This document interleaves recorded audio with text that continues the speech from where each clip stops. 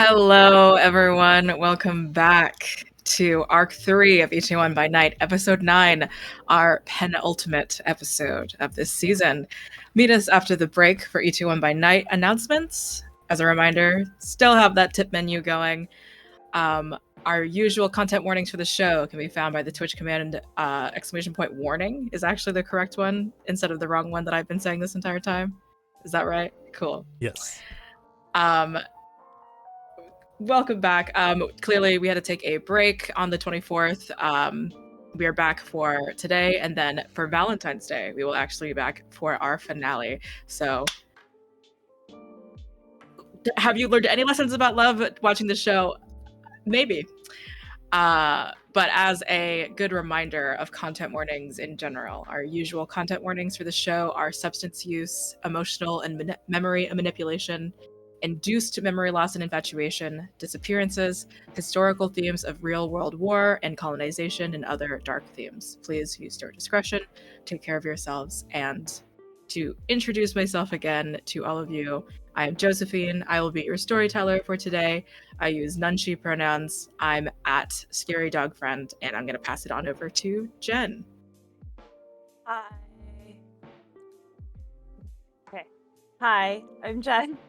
I use she, they pronouns, and I play Wendy, who also uses she, they pronouns. And yeah, I'm going to pass it off to Hamna. Hello everyone, my name is Hamna. I use any and all pronouns, and I play Cerise Shaheen, who uses they, them pronouns. I can't speak. I'm back for the first time after a while. So Cerise is our fledgling Fentru, and I will pass it over to my sire, Jay. Hi everyone, my name is Jay. I use they, them pronouns, and today I'm playing Viridian Song, who uses they, she.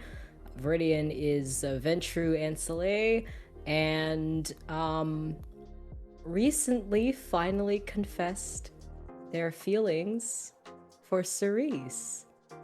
What's gonna happen after that? I don't know. But there's a lot of other things that we are doing, and I'm gonna pass it to Fabs. Hola. It's me, Fabs. Hi, my name's Fabs. I am a producer and GM here at Going Crit. And I play Jet, the Thin Blood, who's pretty pissed. For a beautiful little recap, Jet flashbacks to the first moment he met Natalie, a vision in pink in the shadows. Cerise entrances the precinct's chief superintendent general, CSR, or Cho Sera, about the Second Inquisition. We find out that Ethan Han was forcibly hidden to one day be involved due to his apparent involvement with supernatural beings.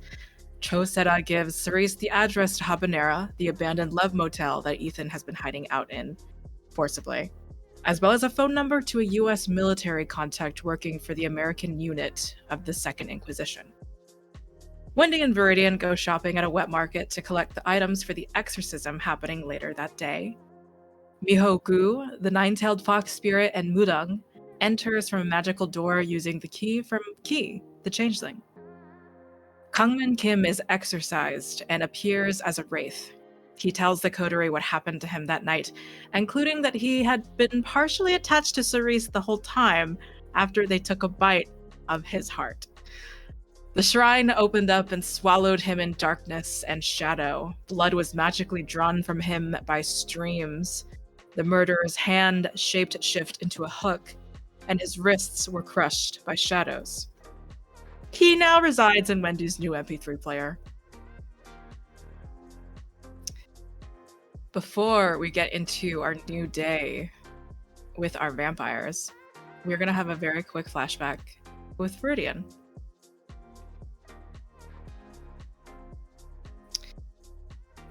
While I check something super fucking quick, Viridian, what would a regular day just be like at least 2 or 5 years before all of this nonsense? What's a usual 2 night. or 5 years ago. 2 through 5. Like it truly could have been as long or as recent. So just before meeting Cerise. Yeah, absolutely. Okay. Before Cerise, before all of this mess, like what's maybe one of your more recent rather That's what what's your BC project? stands for, by the way. Before It's Cerise. before Cerise. Before Cerise. Yeah, Viridian's that old, y'all. No. Viridian's routine, I think, is very much a routine. She has maintained, I think, some aspects of that routine after Cerise AC. I don't know. But I think Viridian begins every night waking up pretty much as soon as the sun sets, which for vampires is the equivalent of waking up early, maybe. I don't know. I feel like some vampires sleep in. But Viridian wakes up pretty much right as soon as it's safe to. I think Cal often spends the night at Viridian's Haven, and the two of them have their early evening meeting. Cal, being a ghoul or a retainer, doesn't need to sleep, so Cal pretty much stays up 24/7. So that during the day, the actual day, Calliope is running Viridian's business, Song International Shipping, and at night meets with Viridian to go over sort of what happened during that day. And because the main office building is actually still on the west coast of the US, there is overlap time where Viridian can actually take meetings during normal working hours for their employees in the US. So I think when that happens, that's around midnight. I did look up these time conversions earlier. So like around midnight Korean time, Viridian is in a bunch of meetings, but then after that, I think they would go to the Blue Square to mingle with other people, other kindred, and kind too, I think, in the business sector. Being a CEO, I think Viridian has a lot of contacts, both vampire and not. And I don't think Viridian particularly enjoys the social politics of having to rub elbows with a bunch of these people, but they see it necessary for their survival. And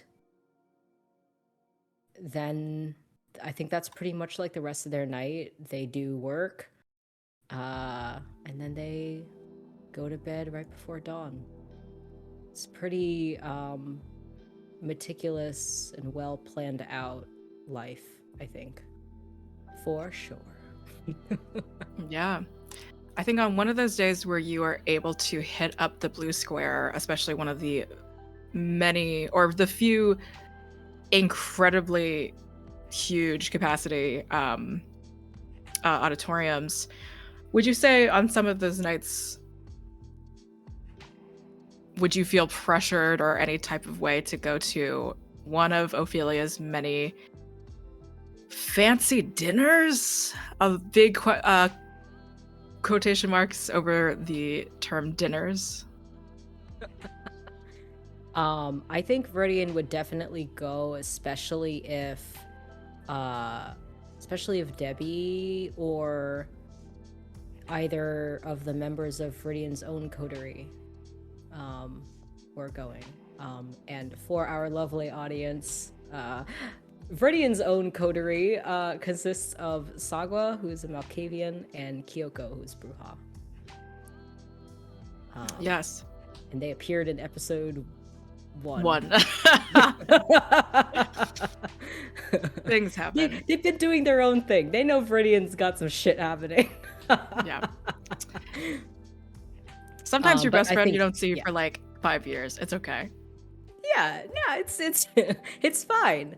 But yeah, so I think Viridian would go alone because I think she's on good enough terms with Ophelia and the Min family to go alone, but I think Viridian is more likely to attend one of these events if Debbie or Kyoko or Sagwa were also going. Cool. Or all three of them, TBH. So, Viridian, you're at one of these dinners. These dinners, of course, a throwback to our episode 1. It is a bunch of humans in however type of dress that they would like to, whatever dress code that Ophelia has them in, holding trays of champagne flutes of their own blood. All sorts of manner, all sorts of people, all sorts of rarefied palate. There will be those days where Ophelia asks through a letter. You know, what kind of snail mail. Like, what kind of flavor of person do you like? She doesn't say it like that, but you know.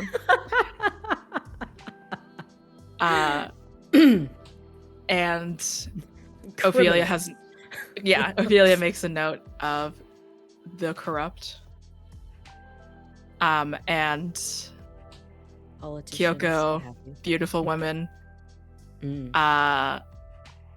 For Sagwa is a little stranger in the way that Sagwa doesn't really partake in these dinners so much, but Sagwa certainly loves to attend. And I think you would know Sagwa is a Sandman feeding type. And Debbie, hilariously enough, also beautiful women. So her godmother has got it locked down for everybody. And I think you're gonna find Debbie. There is currently a human sitting in her lap, just sort of like in a back corner of the auditorium. She's having like dinner and dessert at the moment. When Debbie is fully sort of able to, she's, done with her meal, I think she'll clock you wherever you are and just kind of like flag you over. I'll come sit next to her. And Viridian's posture is still very like uptight and reserved, but I think in contrast to how Viridian has been interacting with pretty much every other person here, they fold their hands and place them on the table and just sort of lean in towards Debbie. It's pretty clear that Viridian is friendly with Debbie, and they look over at them and just say, good evening. Enjoy your meal. Don't be a bitch. Debbie, who is like, her shirt very opened up and like there is sweat on her body that is not hers. And this is the most relaxed Debbie ever lets herself be, or really ever is. Just fully like leaned back in her seat. Viridian crosses like one leg over the other and does one of these, Mm-hmm. and just like is studying Debbie's face with like the smallest smirk. Do you want to give on me her an face. insight? I would love to give you an insight or charisma or whatever. Charisma What's this insight. game? I haven't played this game. What's this game? I've never played this game. Insight. Aha. Insight and what? I was gonna say charisma for Viridian, but I will go whatever you were feeling. Yeah, charisma. Charisma is good. Get my other ones out of the way. 13. 3 successes. 3 successes. Yeah. I think when Debbie was turned, there's almost maybe Viridian's own view of Debbie in their mind that is very much, oh, Debbie died with the stiffest shoulders, with a consistent migraine, like the most uncomfortable feet and suit. Just everything about Debbie is discomfort. Mhm. If she had an aura, whatever that would be, it would be gray, you know? Mhm. But right now, it's one of those, there's so much more relief in her shoulders and body parts that you've only maybe ever seen in like straight angles or very like everything about Debbie until it comes to talking to you or talking to her people that are actually closer to her, or even the herd that she has. She's a lonely person. Mhm. And I think Viridian, sort of like leaning over, just studying her, the smallest smirk on her face, says, you know what? I am finally managing to work out a deal at my company with some people in Seattle, and I thought I'd tell you. I don't know. What about you? Anything new? You hear any gossip? What about that girl you were seeing? Anything come of that? She like rolls her neck. No, nothing came out of that. Not good enough then, huh? Me not good enough, or No, her. Of course, her. no? I mean, I would say most of the time it's just, even when you're dead, you still got to give people your company, and that's not something I can do consistently. So, Seattle? What's over there? Other shipping companies, contacts, people who can secure the, less than legal stuff that my clients are interested in. I don't know if I've ever asked Viridian, what gets you into the contraband side of shipping? Wouldn't things just be easier if it were more cars or whatever? Oh, we do cars. We do all the normal above board stuff, but I deal in the contraband for the payments that I receive in blood. And it is an easy way to stay fed, I think. Never-ending stream of vessels that are up to my standards. You're a shark. Yeah. Who isn't in business? Successful people, anyways.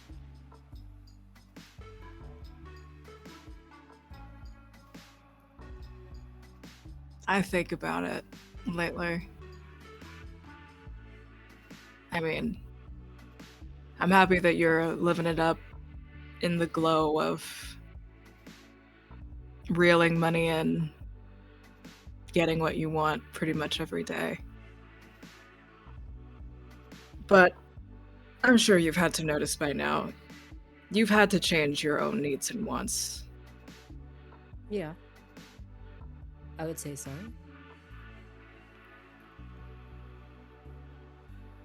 I feel like I'm still not quite there. What do you mean? Your banking has been going very well, I've heard from Ophelia. Yeah. But it also feels like sitting on top of a pile of literal corpses.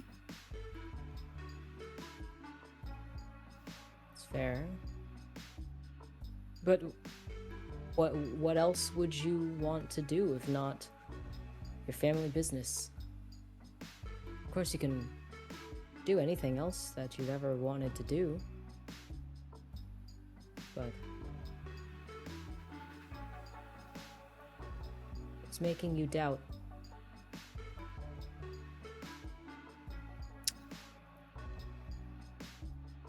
Have I ever told you the story of my turning? I know that Ophelia is your sire, but I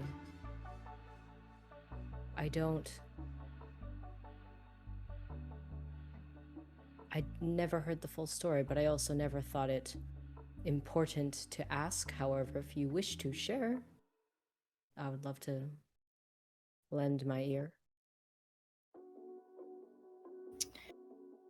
She gets less comfortable, has to like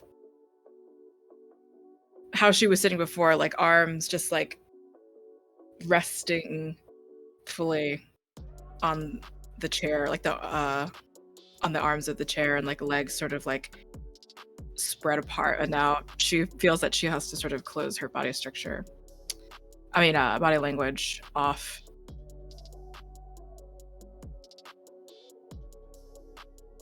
Don't get me wrong. I love my godmother. I love this business. But when I was 30, my godmother, after Mass,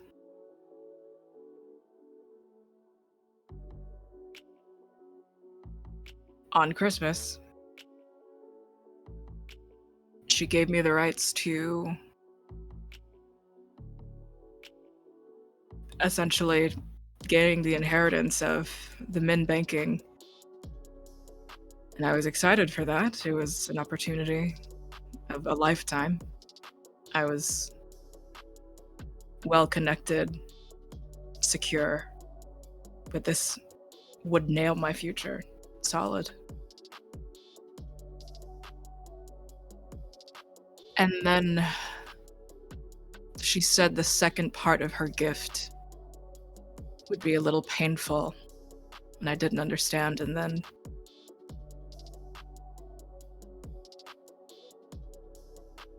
I'd find out very quickly that my godmother is a much more powerful woman than I had ever imagined.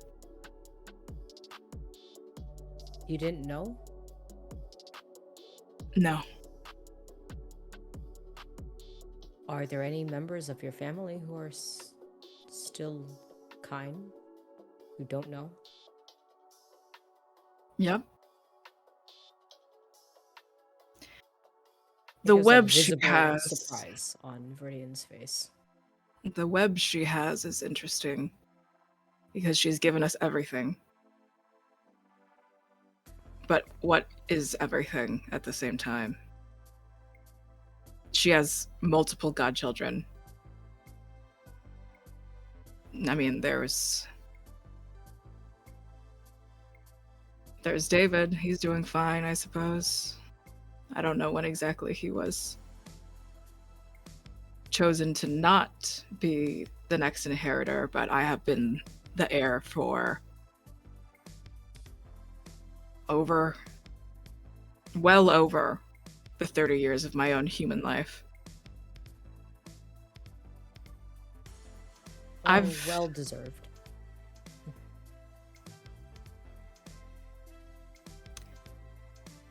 I think I've just been stuck. Is there anything I can do to help you in any way to unstuck your life? She looks at you, like, suspiciously, but almost in that mock, in kind of like a mock sort of way of like, the way you say things makes me not want to trust you most of the time. What the fuck do you mean? I mean, there's nothing. I just have to suck it up or do something at this point. My godmother isn't going to raise a quitter. And I've been doing this for God knows how long. I know how it feels. But if there's You- any way that I can help you reclaim your path, let me know. And I think Viridian like leans forward and like reaches out for her and like playfully will just like grab onto like the front of her clothes and just says, "You can trust me." Why would I lie to Get you? your dirty hands off me. Hey, they're clean. That's how I'm not behind bars right now. Stay clean. Clean equates to getting people to take the fall for you. Right, that's the whole clean part. Yeah. Okay. Corrupt men, anyway.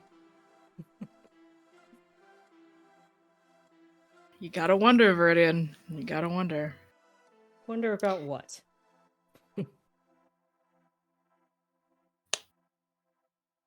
What makes those men corrupt? Greed. Is that not what we are both proprietors of?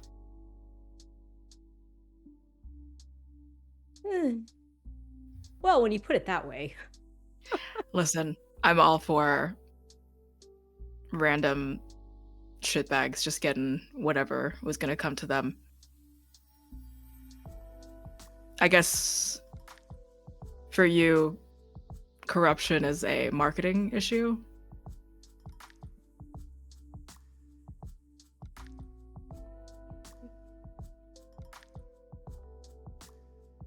It's something I am attracted to, if only because I find it delicious.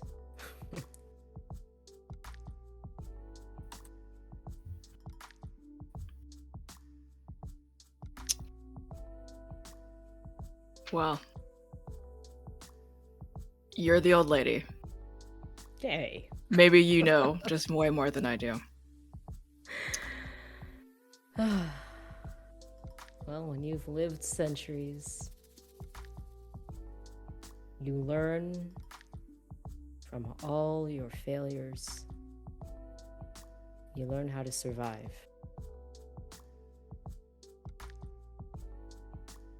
And if that is something I can teach you at any time, do hope I can. You are one of the only people I feel truly comfortable around. You don't ask too many questions, or I don't know.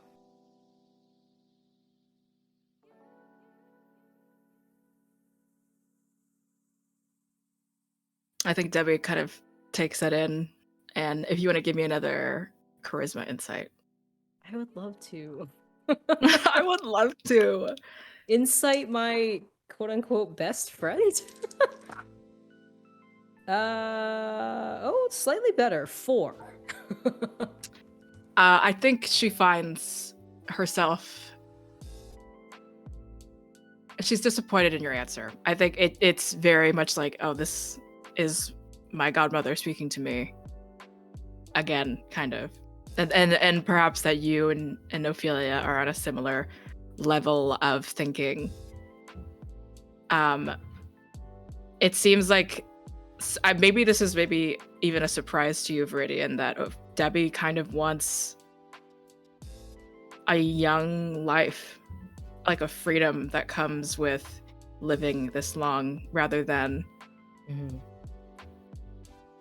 being like this. Like the women that she's attracted to, like I think you've seen from like some of the people in her herd, all like party girls. Like party like, animals, yeah. Yeah, you know, like she loves their energy. She loves everything, you know, about. I don't know. I think for her beauty is very everything. I think seeing the disappointment on her face, Viridian's own face softens, and I think like this whole time, Viridian's kind of like occasionally been like looking away from making eye contact with her to just like look around the room and make sure that like other people aren't like snooping in on the conversation or like just like getting too close. Viridian is definitely one who enjoys privacy. But I think like finally a little bit of her facade just kind of like breaks down, and Viridian just leans forward and says, Debbie, I know that this life isn't for everyone. And if it's not for you, I would like to help you find an alternative path. Just because this works for me doesn't mean it has to for you. Understand?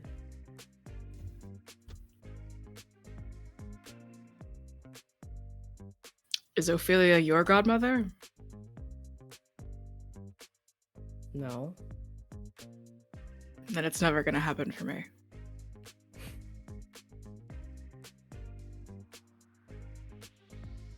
I know a lot about the pressures of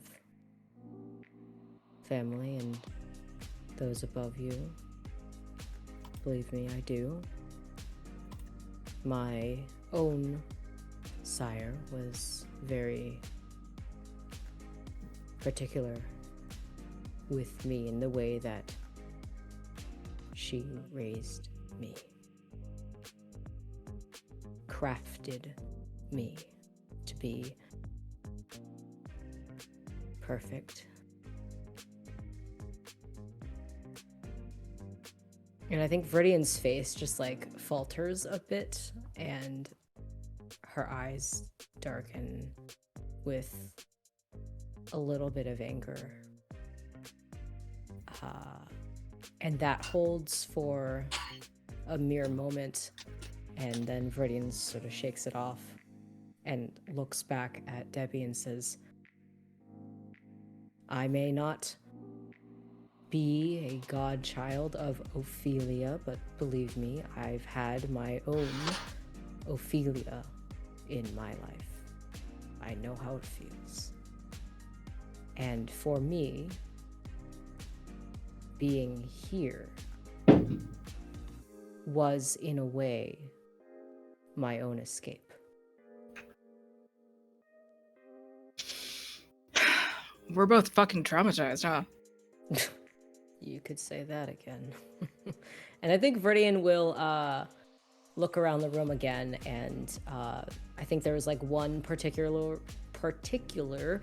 vessel that Viridian had been drinking from, and we'll just wave them over and just take another glass and take a sip of it.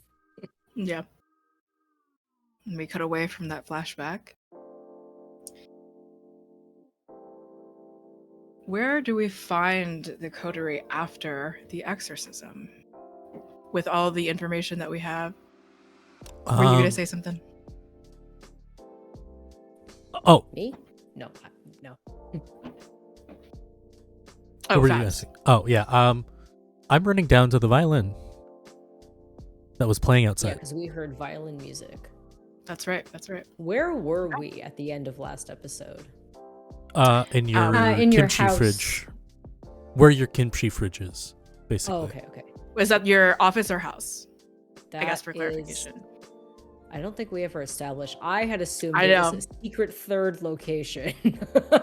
I like think a warehouse or something. I think we Or did established we it was like a kind of like a warehouse Yeah, warehouse. Okay. last session. Okay. Yeah. A secret third option that is not where Viridian lives or works, because if they Word. found it, that would be incredibly suspicious. Word. I think this is also the same Uh, place where you stash the cars that Cerise comes home with. Got it. Okay. Yeah. All of you are running down. Well, running. Viridian is walking briskly. Right. Viridian doesn't run.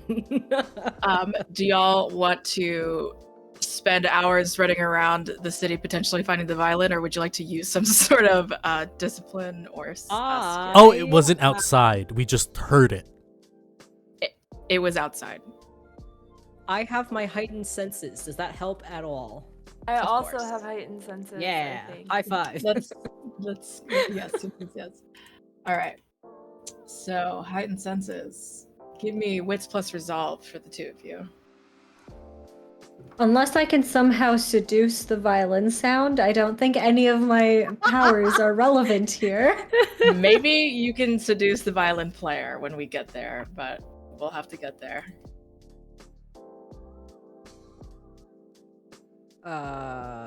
3. I think that's 3 successes, but Yes. Yeah. Yes. Both of you have got a 3. High five. Wendy and Viridian, also give me one other just check. Give me a wits awareness or occult. Wits. Awareness.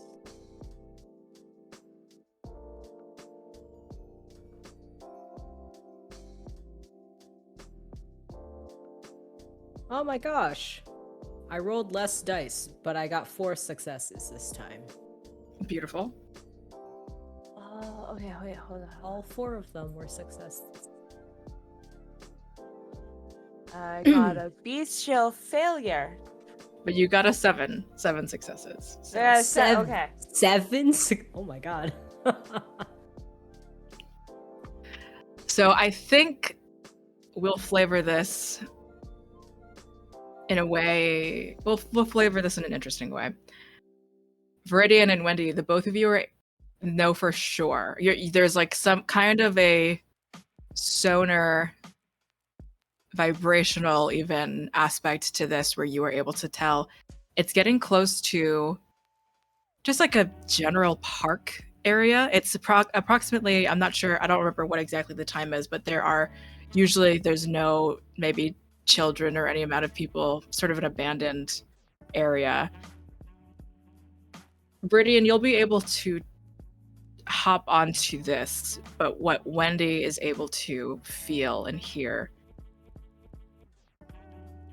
there is some sort of thaumaturgical method with which this person is able to amplify the sound of the violin. It's purposeful. And there's almost this slight enchanting nature to the tune. It is one to dance to, one to waltz to. But it is calling, it is drawing. And it's not as though it is specifically forcing through enchantment any of you to go to it, but it is somehow by design. It could draw potentially Kain in if it gets too long. But think Viridian, Oh, yes? sorry. Oh, you finish first. Viridian, I think you will, to a lesser degree, understand the magical aspect of it and just sort of say, it seems somehow louder than it should. And you and Wendy both will know how to get there, and it is a walkable distance. Walking. Viridian, just turns to Wendy, and I think is going to let Wendy take the lead on this one. And I think Viridian just says, Wendy, I know you can hear this too. Quite strange, isn't it? Loud. Too loud. Yeah, I don't normally get the tinglies over violin music. The tinglies. Mm-hmm. You probably don't know what I don't know that what is. that means. But maybe we should go where it's going. It's probably not a trap, right? It's probably fine. Viridian's gonna look at the other two. All that we can hear is just the violin in a vague direction, right? Yeah. And like there's no indication to either Jet or myself that it's strange. If the two of you want to now give me either wits awareness or wits occult, then certainly. And I think Viridian, sort of as we're all just kind of like literally doing the little compass thing, spinning and hot, cold, whatever, Viridian will just look at Wendy and say, why don't you lead the way? I got no successes. Okay. I got word. 4. Yes, Race. Maybe at this point it's this proximity to all sorts of energies and creatures and beings and spirits, whatever it might be, Cerise.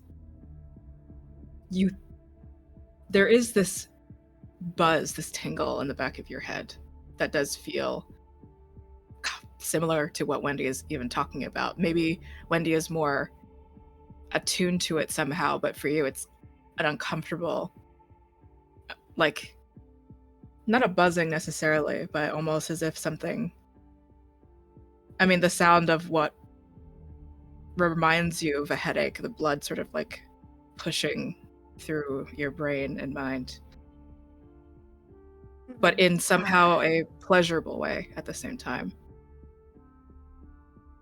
Something tells me that this isn't just an ordinary violin player. We should go. Wendy, if you can hear it. Yeah. And I think Wendy has spent enough time around Cerise lately to kind of be on the same wavelength, and Fabs doesn't hear anything, doesn't No, I hear something, but I can't pinpoint where it is. I don't get ASMR. That's what I'm like. It like never worked for me, you know? I tried watching a whole bunch of videos. It just so Wendy will kind of look to Viridian and Cerise, and then kind of look at Jet, a little confused and kind of disappointed, because Jet seems to not get it. It's okay though. We'll just start walking towards the violin noise thing, almost like in a trance. Like, though, I imagine Wendy is even less aware of their surroundings and normally less aware of their surroundings while looking for this violin. Hopefully there's no white trucks driving around anywhere. we got you, don't worry.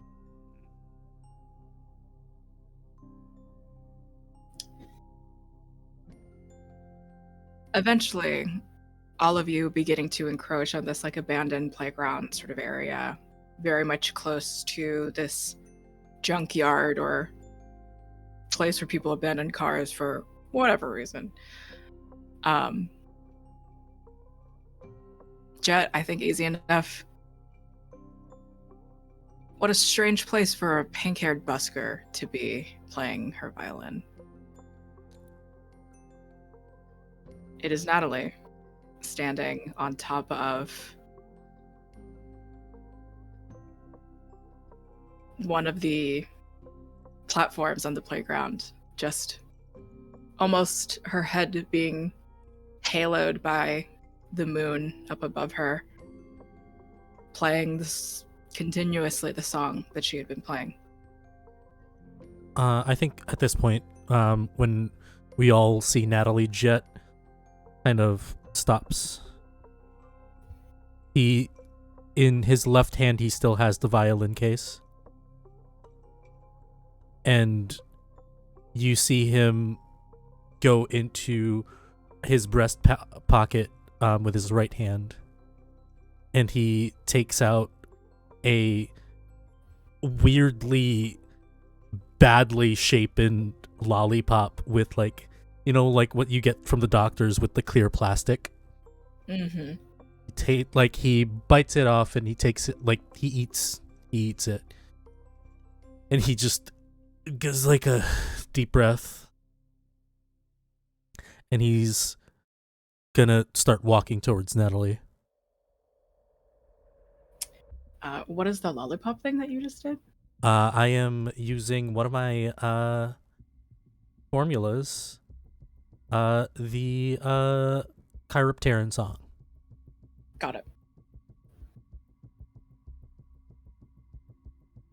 Just in case. Just in case. Hell yeah. So yeah, I just walk. Halfway, I stop and I look back to the rest of the coterie.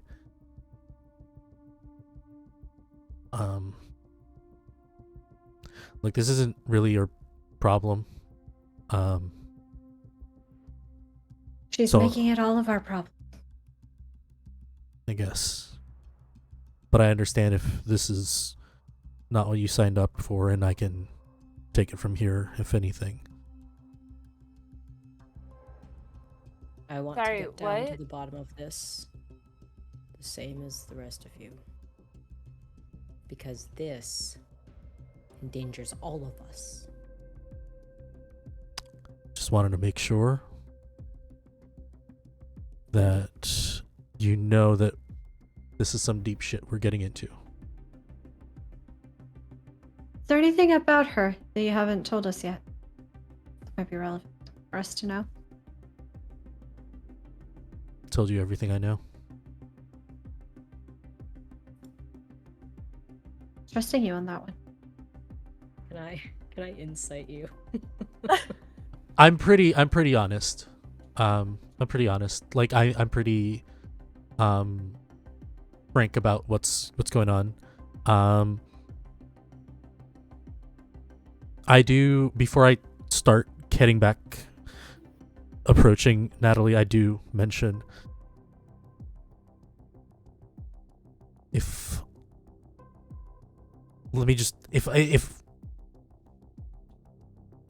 I do say duck, just find cover. Okay.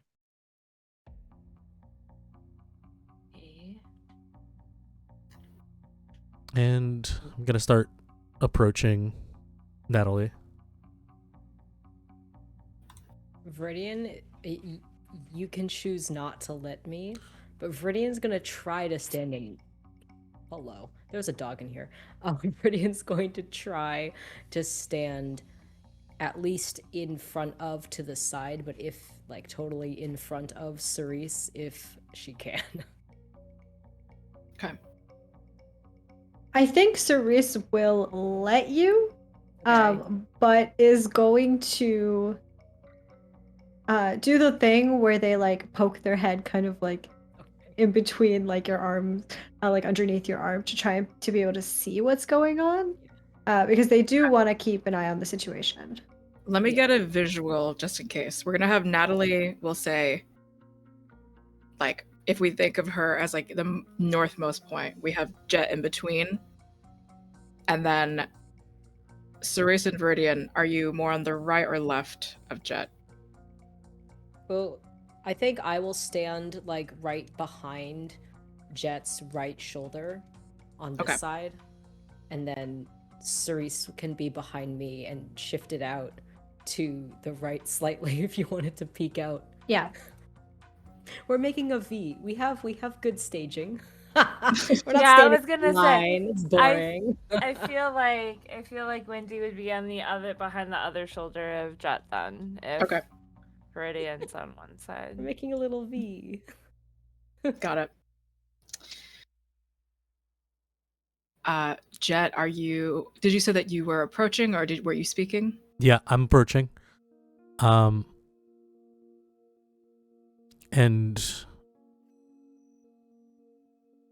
when I get like at a reasonable distance, I stop and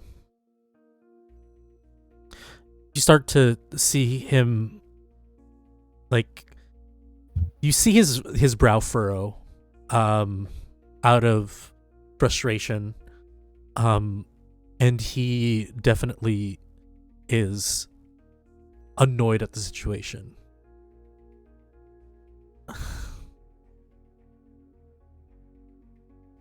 It's fancy seeing you in a place like this. Give me an insight. Let me see.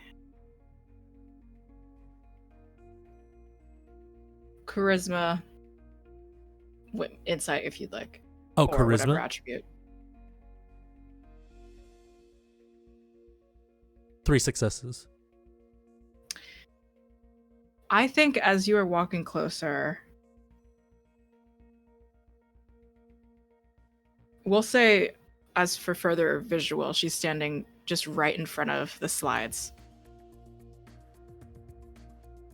She's sort of as far as your view of her is bisected by the railings of it, but you can see her legs just at the foot before she could fall down the slides, and then the top half of her haloed again by the moonlight.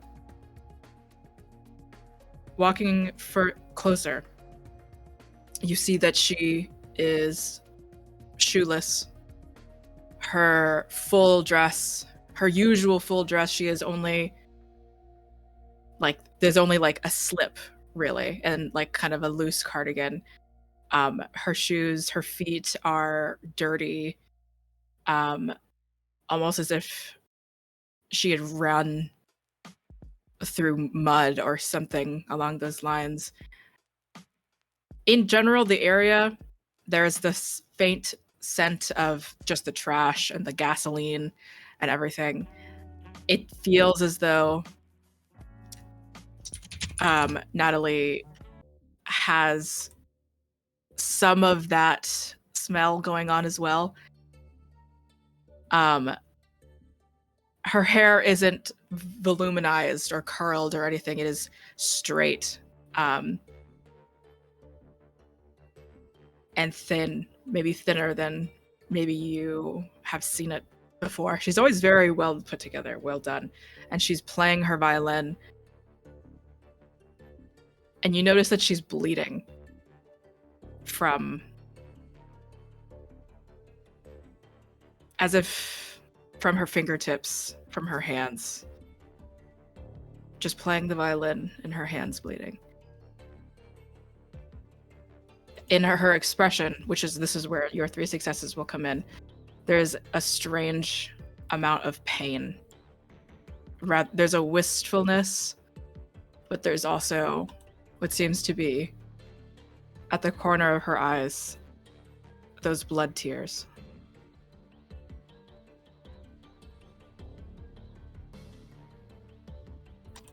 I've had enough of these games.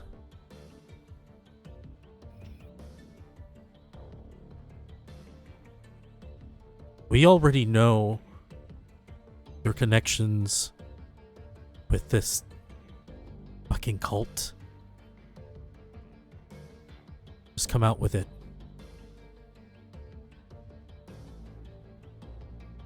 come out with it. I'm tired of being lied to.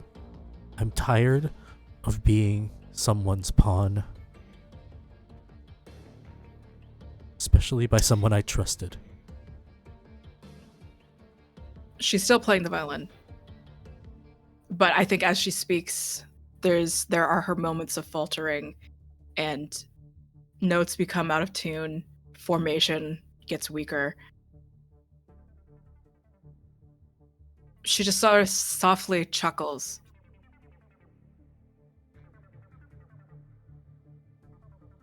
In this world that we live in, there is only games, only results. Why not create more? What is trust, Jet?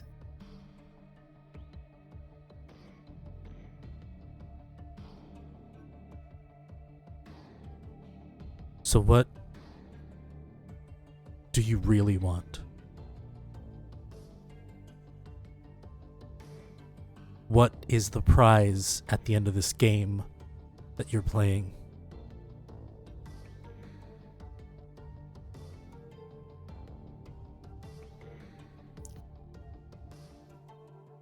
Your life. My life. My prize has always been your life.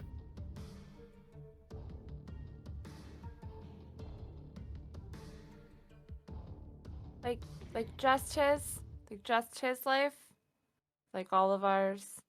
Just wanted to clarify.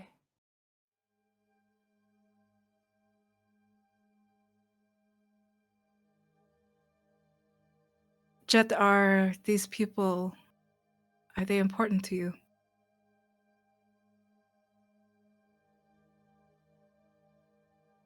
They've grown to be. She looks back at you, Wendy. Then yes. Yeah, yes, like our us too. Yes. Okay, that's fine. I just wanted to know how much rage I should be throwing into the mix, that's all. But some pawns must be used to finish a game.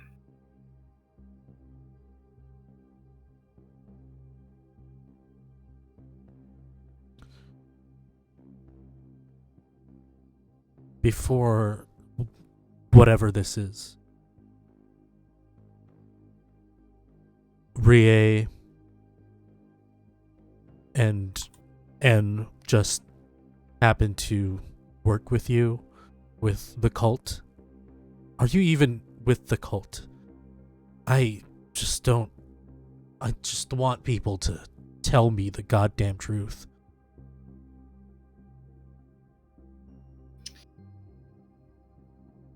Give me a persuasion, add whatever attribute you think is appropriate. Try manipulation. Manipulation as in Is my attribute. this, as you, so you'd like to use manipulation as in this is you want to pull this out of Natalie Mm-hmm. with more of like the emotional route of Exactly. it. Okay.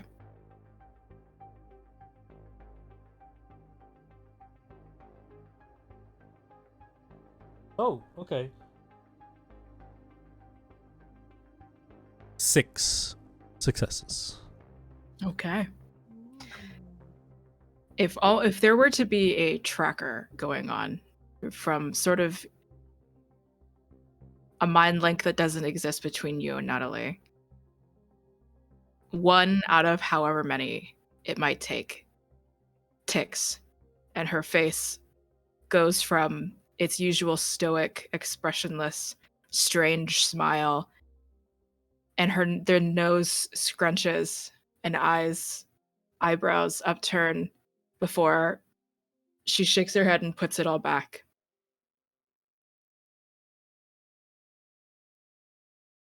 No, I am not with the cult. I am not with The Hino family. Then who are you with? Only myself. You expect me to believe that you, on your own, just found me, and you're trying to tell me that, oh, look, pray, I'm just gonna play a little game. That's just fucking insane.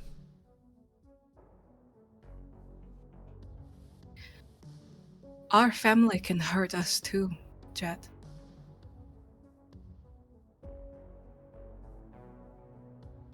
Who brought you into this life?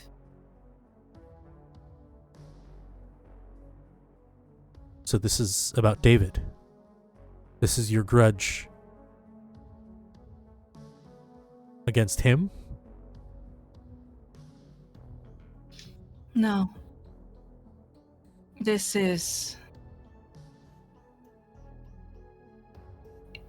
a payment I must make to the person who made David.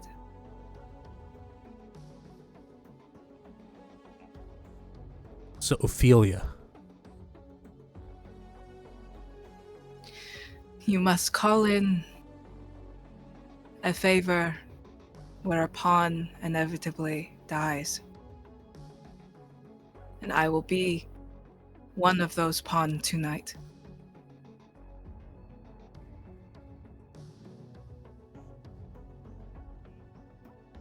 Are you sure this is what you want?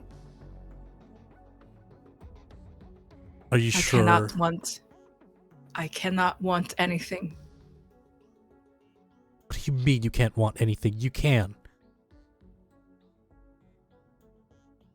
I cannot want anything.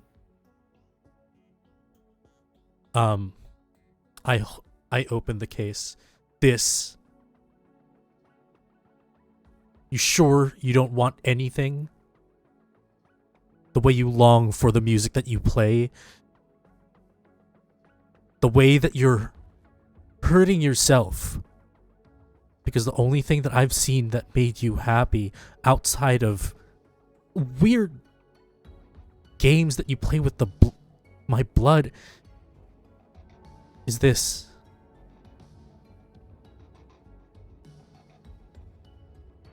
Take a step forward. Where did you get such violin? It's not important.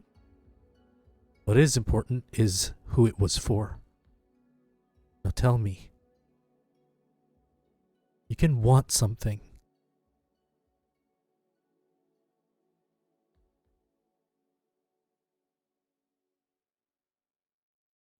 She stops playing the violin. With a shaky breath.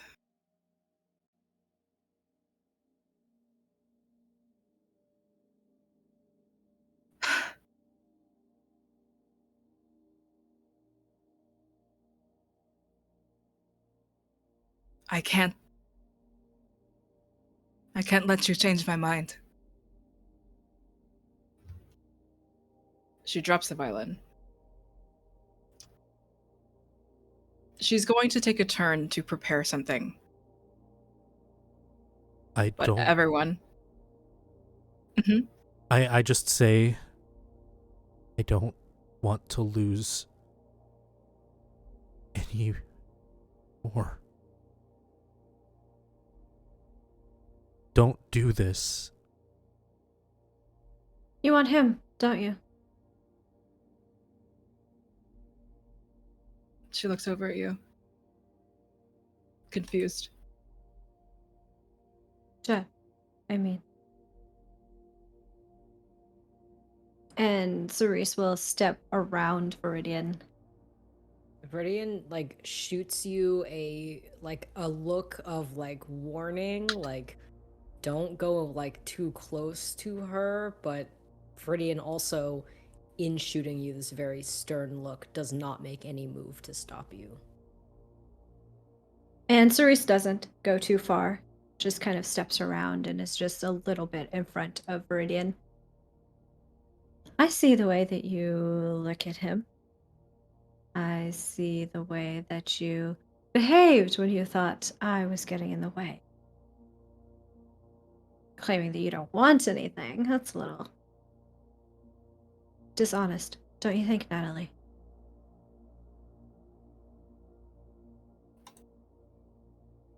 We are creatures of lies.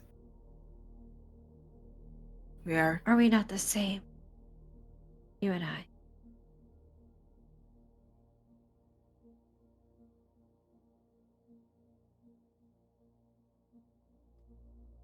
You kill people.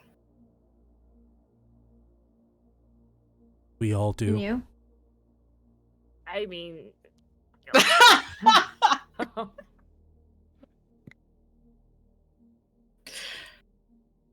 Viridian says nothing.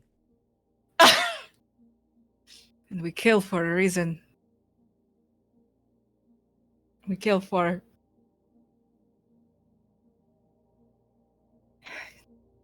You cannot distract me.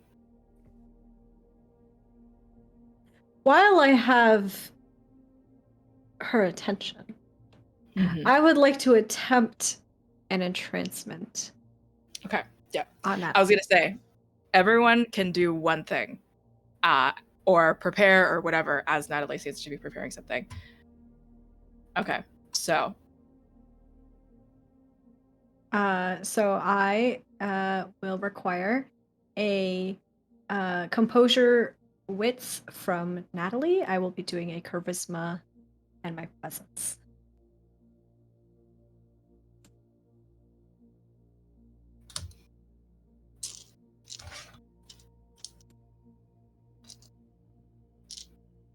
This is gonna be... Tasty. That's a lot of dice. That a lot of fucking sound is dice. terrifying. She got 7. I got 5 and a bestial failure.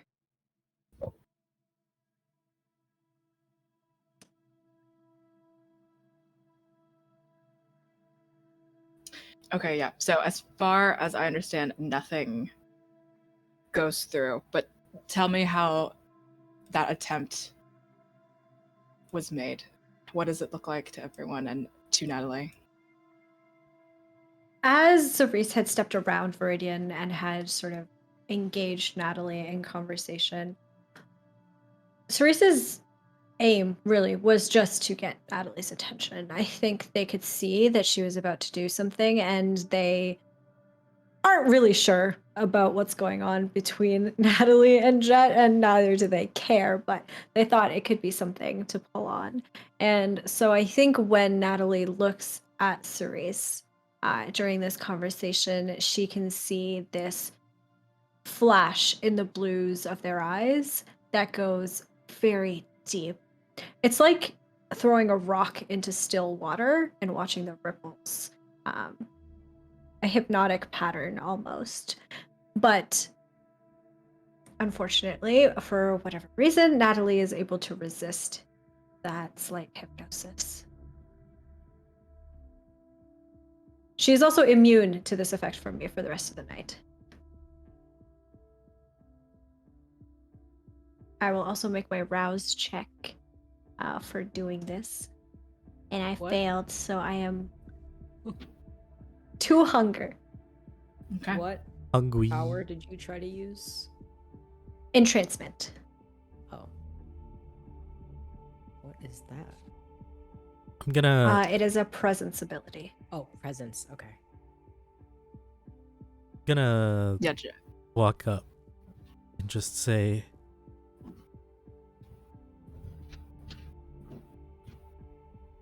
none of us here have to die. You aren't a pawn. We aren't pawns.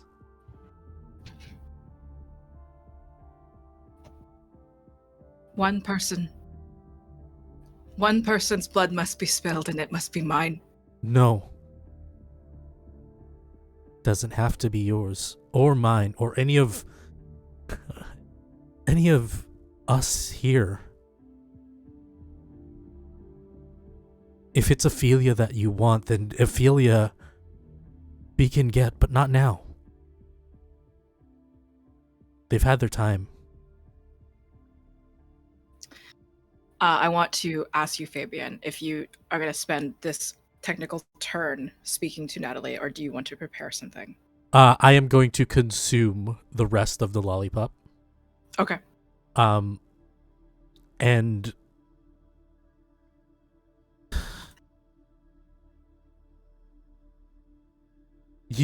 I actually, what I'm gonna do probably is I'm gonna look around if there is somebody there who's like pulling the strings somehow, magically, whatever, and see if someone else is there amongst the cars, amongst the whatever, that I could, I like Jet believes that Natalie might be controlled, so I want to look around. Yeah. While I'm do you want to do a skill for that, or any discipline, or what are you? What are we No, just a thinking? regular skill check. Okay, cool. Not gonna. Give me a wits awareness. 2 successes.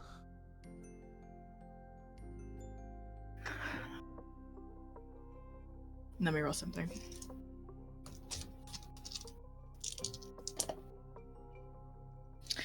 Yeah, I think I will let you revisit this check if you would like, but there are no cars. There are only the cars that are broken down in the junkyard, however many feet away from this current location.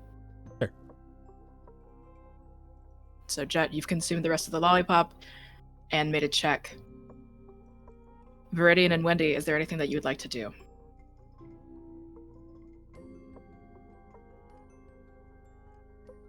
Can I share the senses with her? Oh. Oh, what does that do?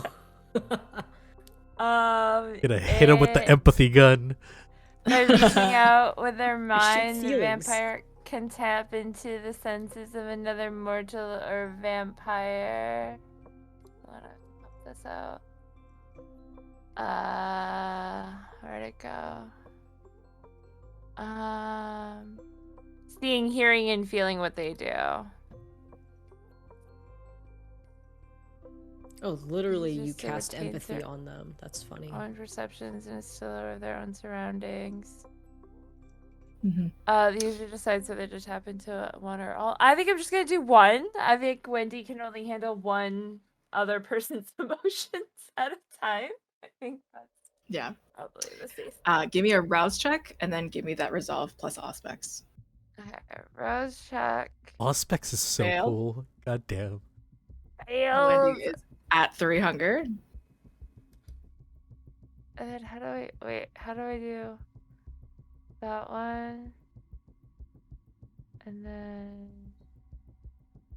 If you are Sure. able to roll your resolve, and then add 3 other dice. Okay. Pick none as your second attribute. Okay. Hold on. You are so good. The sheet's like confusing sometimes. Okay. So resolve and then add 3 extra dice, you said? Yep. Okay. Beautiful. Okay. So you got 3. And considering she was right in front of you, this, as far as distraction or distance or other factors, no problem. Okay. Okay. So you're tapping into the senses of Natalie at the moment. Yeah. Seeing, hearing, and feeling. How's Wendy, she feeling? what you get is a almost electrifying surge through your own senses as this girl in front of you is years of self-imprisoned and contained shadow and blood. The deep, coursing, dark, pulsating blood within a strange mechanism of black shadow moving this girl this bright girl who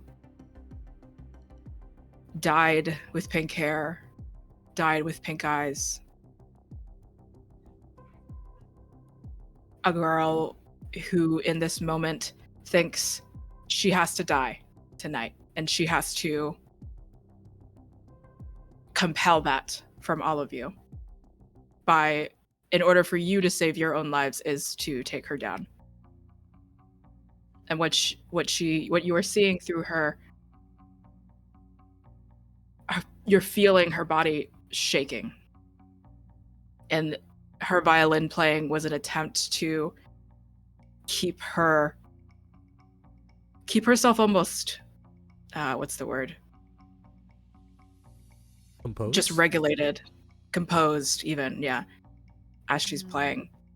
She's stopped playing, and she is currently rummaging in what little pockets that she has and sort of muttering to herself, I need this. Do I have? But just like softly under her breath. Is there anything that you want to foresee in particular, though?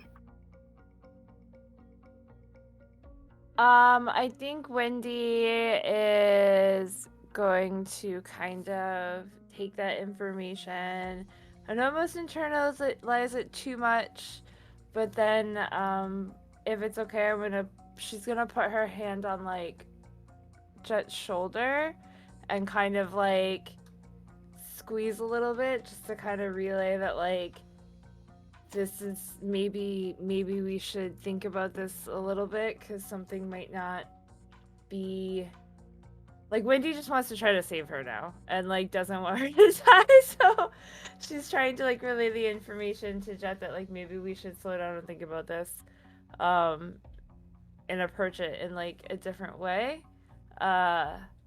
And then she just like whispers to Jet, like, I can feel she's in so much pain right now.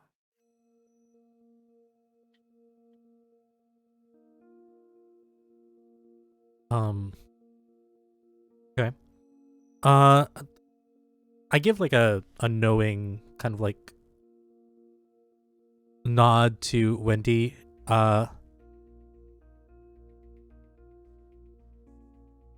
I guess I would say like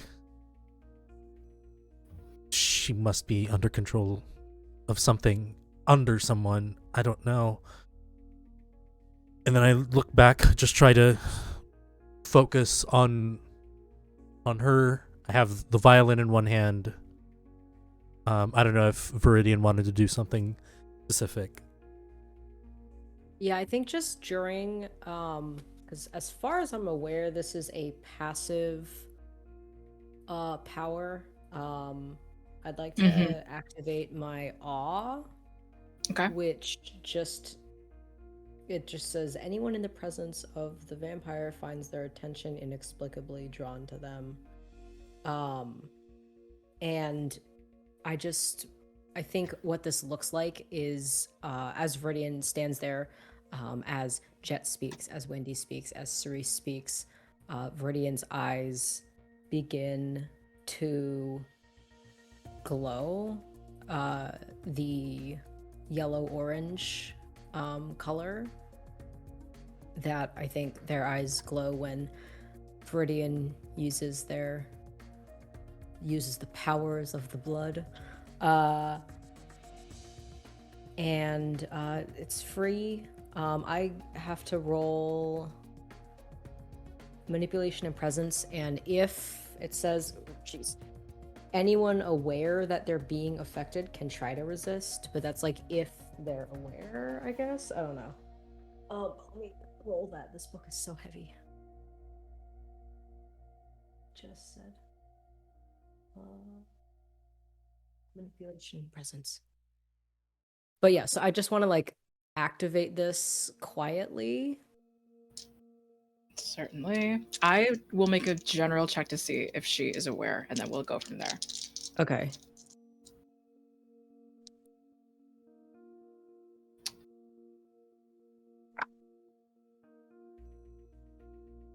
This one's cocked. Double tens is 4, right? Total? Okay, so that's 6. Okay. So I will say she is aware and she will get a chance to roll. Okay. That's composure plus intelligence. I believe so.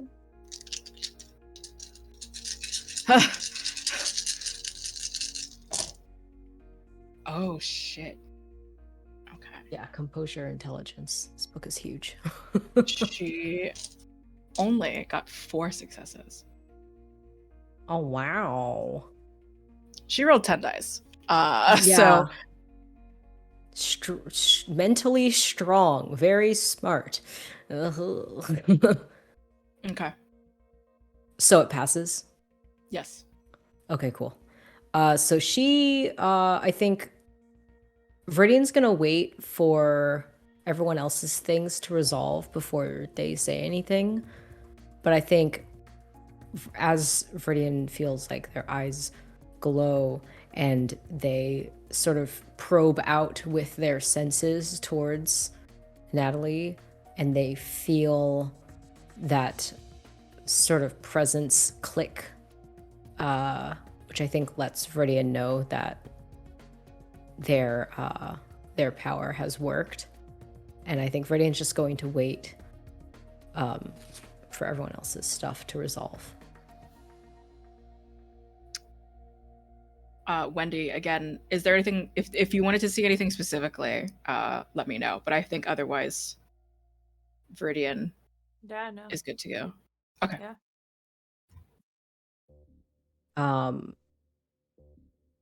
Viridian is going to step forward so that I'm shoulder and shoulder with Jet and Cerise. Probably just in between the two of them. And they say, Natalie, was it?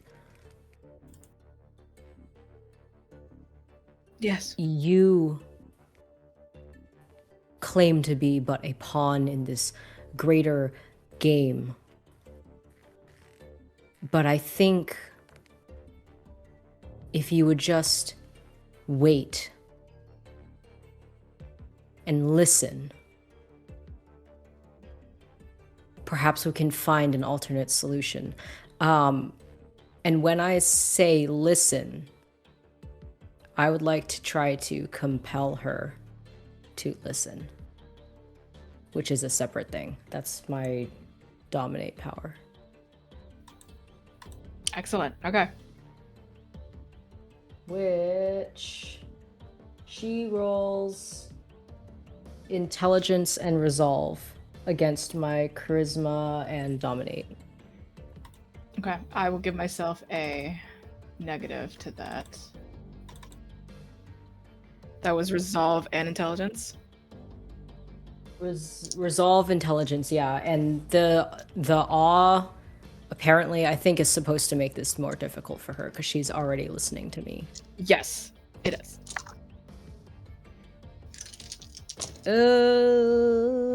Is that a 9? That is a 9. Are you a 9? Oh, actually, I guess if you're a 6, it doesn't matter because that's still a success. 3. 1 success. Oof. For Miss Lady. Woof. Okay. So now she has to listen. Okay.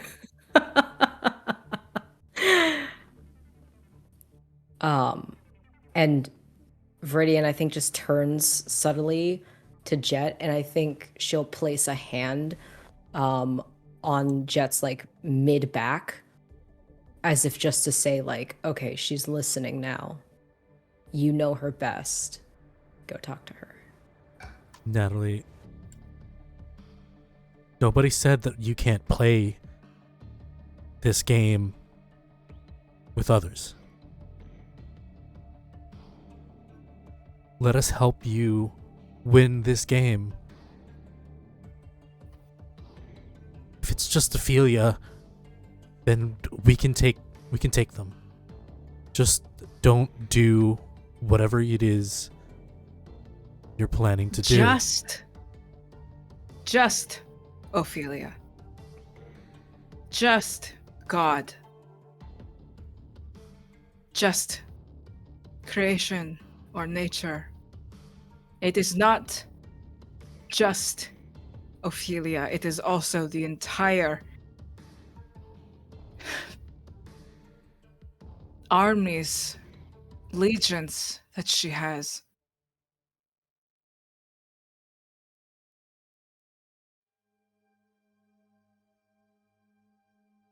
Everything is about you, Jet. What does that mean?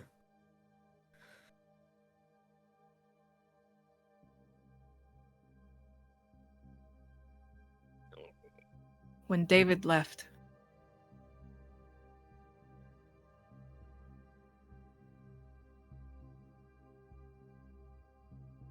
Ophelia was more than furious. Because of silly beliefs, obstructions,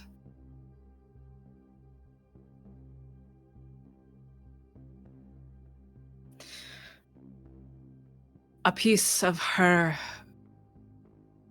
building blocks, her puzzles, gone. Some creation that she made without telling her, leaving, gone. I am a doll to them. What did they ask you to do? To care for Jet.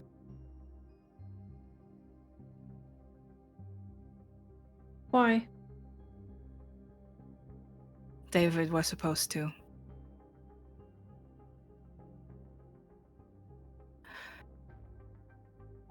Ophelia has been interested in orphans.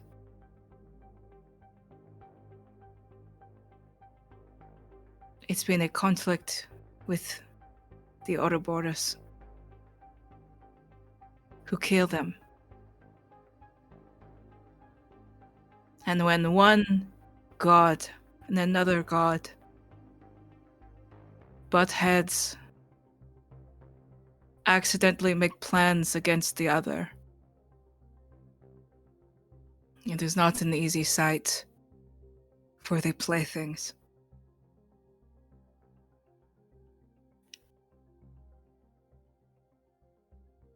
If I killed Jet, all would be right. In a perfect world. But I cannot do that. So I need you to kill me. And I think now, Natalie, taking her turn, takes out a vial from an inner pocket of hers and downs something. Her shoulders, the most immediate thing that comes in a disgusting sound, a disgusting display of her body changing. Sharp bones rise from her shoulders, and her nails and finger bones elongate. The fingers beginning to curl into a hook.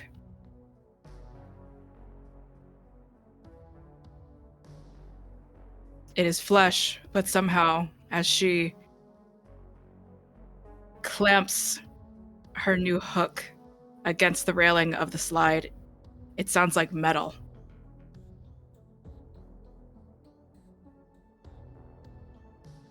I cannot kill Jet. And I cannot be a part of this anymore. So you will do it.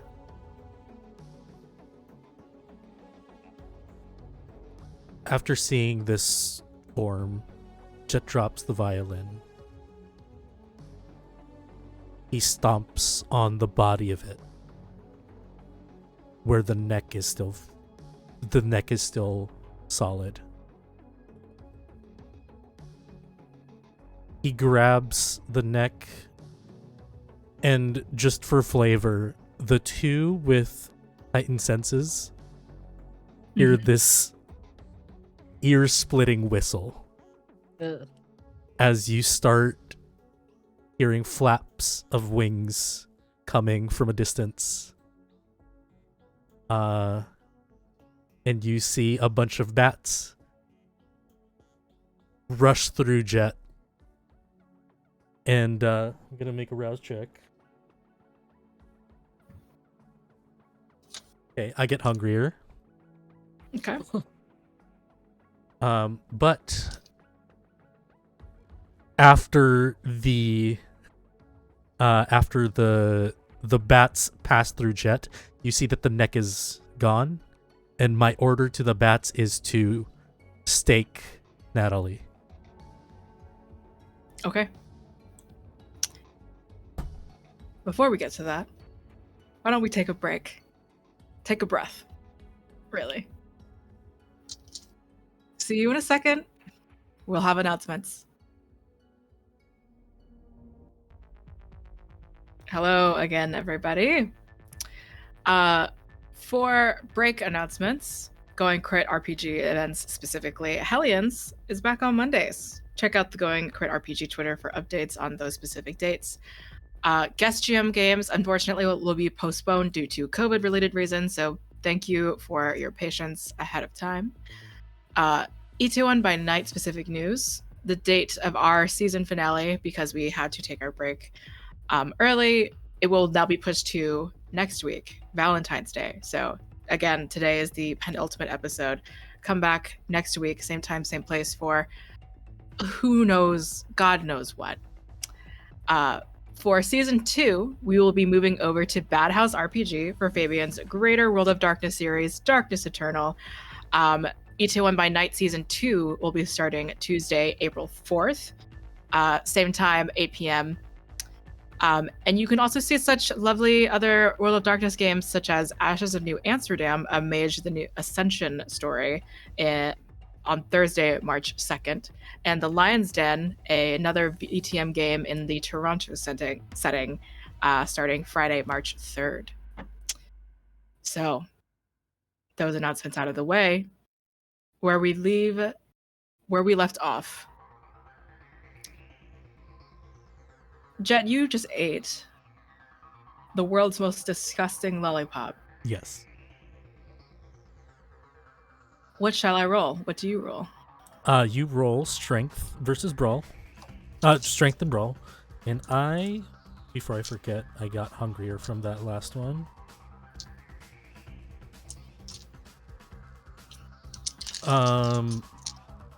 Actually, I need to check real quick if I can surge.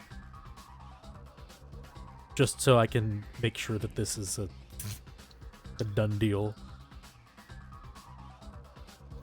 I believe you can.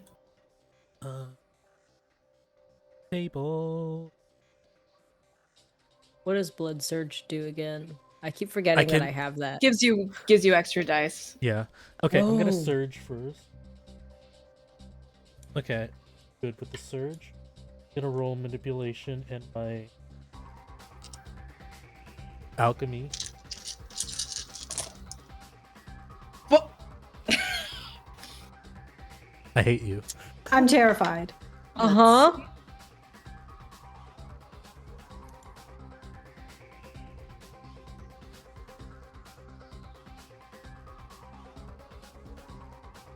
I'm gonna spend a willpower just to be sure. okay. Okay. After Joe's reaction, yeah. What if Joe is playing mind games on us? All right. Do So you play mind games? 10. Ooh! Natalie got 2 successes. Oh. Natalie rolled 12 dice. So, And got 2? yeah. Damn. Okay. So, Jet, what does this look like? So, again, the screeching noise of the echolocating bats just whoosh by as they pick up the neck of the violin, and as they swarm over Natalie, you see a bunch of just bats trying to distract them until you hear a kind of squelch where the neck of the violin, previously expensive violin, is now lodged into her chest and now in torpor. Briefly, Natalie was in that haze, that sudden, overwhelming sense. She screams briefly in that way that a bunch of flying rodents flies right in front of you. No matter how old you are, even as a vampire, that instinct is there. And then suddenly, still almost statuesque, falling back, the neck of the violin that was supposed to be gifted to her lodged inside of her body. She slides down the slide. I rush to their body. Well, I guess we know for sure who killed Kongman. Yeah, and her hooked body still sort of remaining.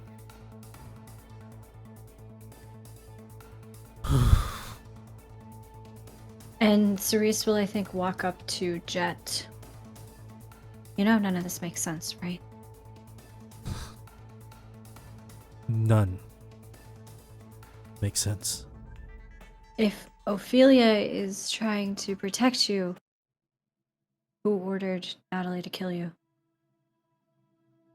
And why would Ophelia want us to investigate the death that I presume Natalie was acting on the orders of her to carry out?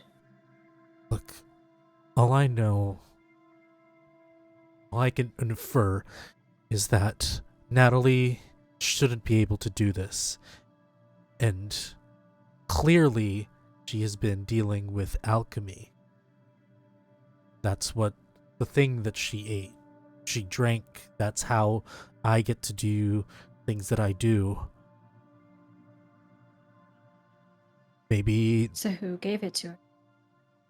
that's another question. But to answer yours, maybe Natalie just doesn't like the plans that Ophelia has for me. That maybe death is better. I don't know. That everything is very confusing. But I can't just leave her. I can't just kill her. Well, I definitely don't want to grant her final death until we get answers. That's why I did what it's why I did what I did. At least this can give us time. She's your friend. So, only fair that you get to decide. I appreciate that. Speaking of friends, though, with this giving us more questions than answers, I think it's even more pertinent that I go visit a friend of mine. If you don't mind, I'd like to... Viridian, if you don't mind me hiding her body, your facility, and I'll be sure to follow once I'm done. You may use the facility. Thanks. Viridian gestures like vaguely with humor towards where we came from. And Jet takes off his jacket, covers the weird protruding bone-like lesions and kind of growths on Natalie, and starts to carry them towards the kimchi fridge. Viridian... Sorry, go for it. Oh, Viridian turns to Wendy. Would you like to come with us? Wendy tries to not sound too eagerly and is like, yes, yeah, of course. I'd love to help. Yep. I'm glad. Good. And Viridian just turns and is gonna walk with Cerise, I guess, back towards... I think we're all going back there because the car is there as well. Yeah. And we can drive to wherever Ethan is. Jet, are you following along?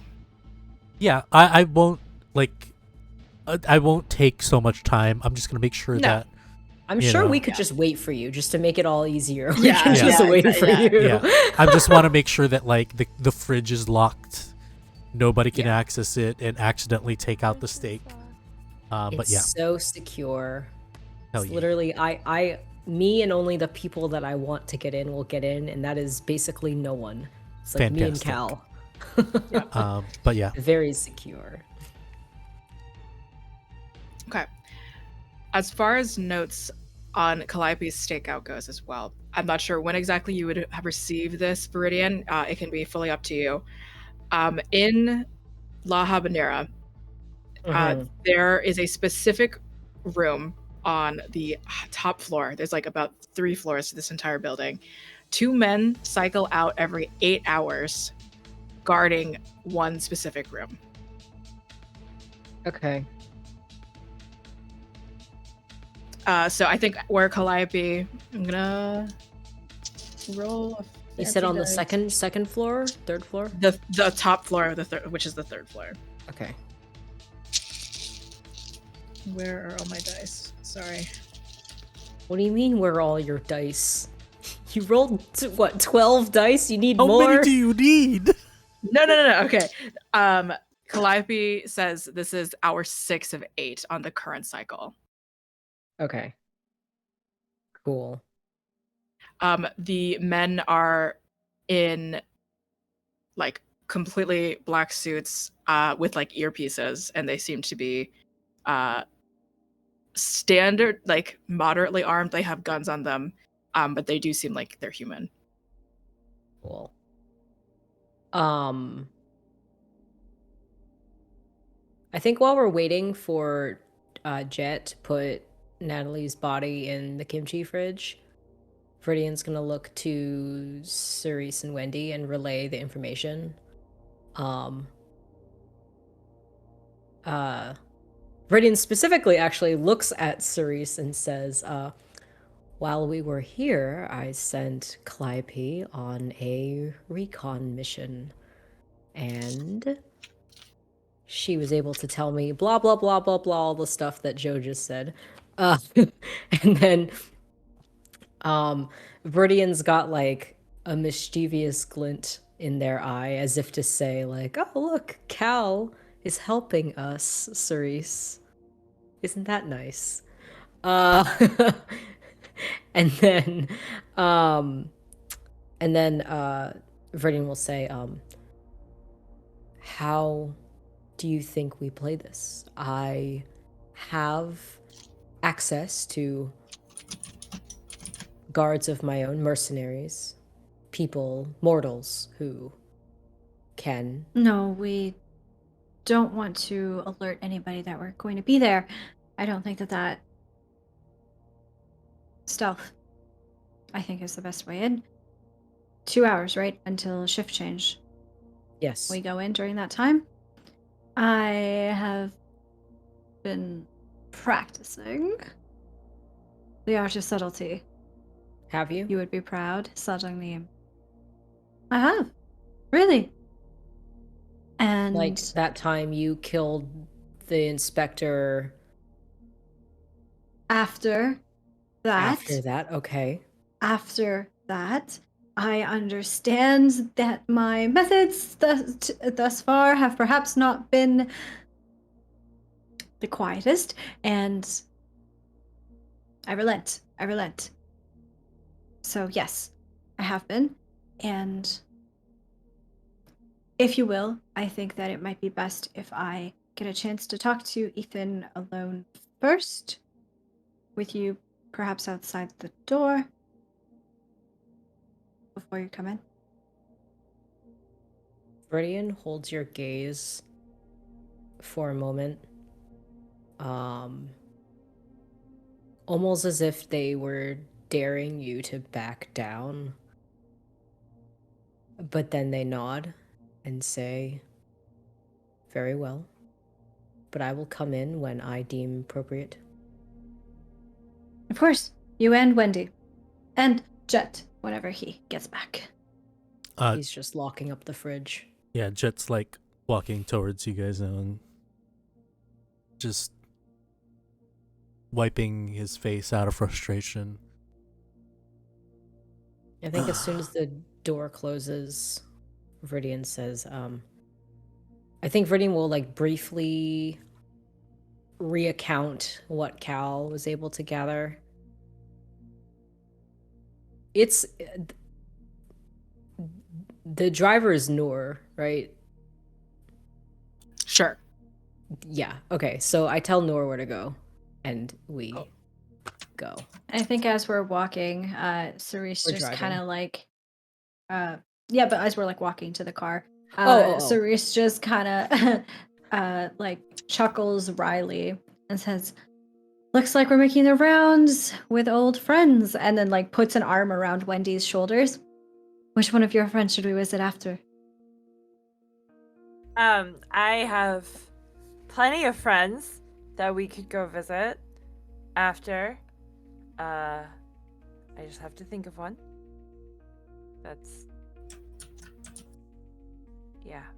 Wendy just kind of like shyly realizes mid-sentence that Cerise is probably being kind of rhetorical and mostly kidding and was not actually asking for friends, and is kind of like, oh, I mean, yeah, no, yeah, that's good. And then like embarrassedly just like starts walking. And I think Cerise is like genuinely laughing. Like they think that is very, very funny.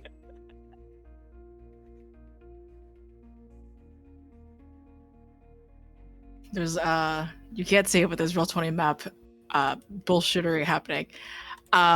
Ooh. Okay, so everyone is geared up in the car. As far as who all else is there with you, where did you want Calliope placed, Viridian? As far as I understand at the moment, from when Calliope last messaged you, she was still like, sort of, you know, at what's the word? Like scouting. Like she's like on the premises. I Do you want think her I'm as gonna backup or? Yeah, I think I want her to watch, like if she's scouting like the front, like she'll be able to see when the shift change is coming. And just to clarify for what Cerise said, Cerise wants to go in now before the shift change or when the shift change happens? When the shift change happens, so like in between, when basically gonna slip into Ethan's room when he has no guards. When Gotcha. the So like current when the guards are, two like, come leaving. down. Yeah. Gotcha. Yeah. So then I think Viridian, on just like the quickest phone call to Cal, will tell her to just watch the front and tell us when like just like any activity out front, like when the two leave and then when the new replacements come in to relieve the first two.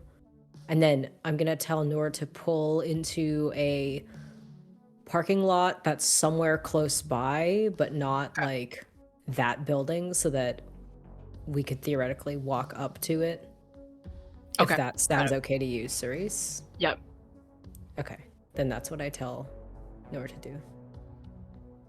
Okay.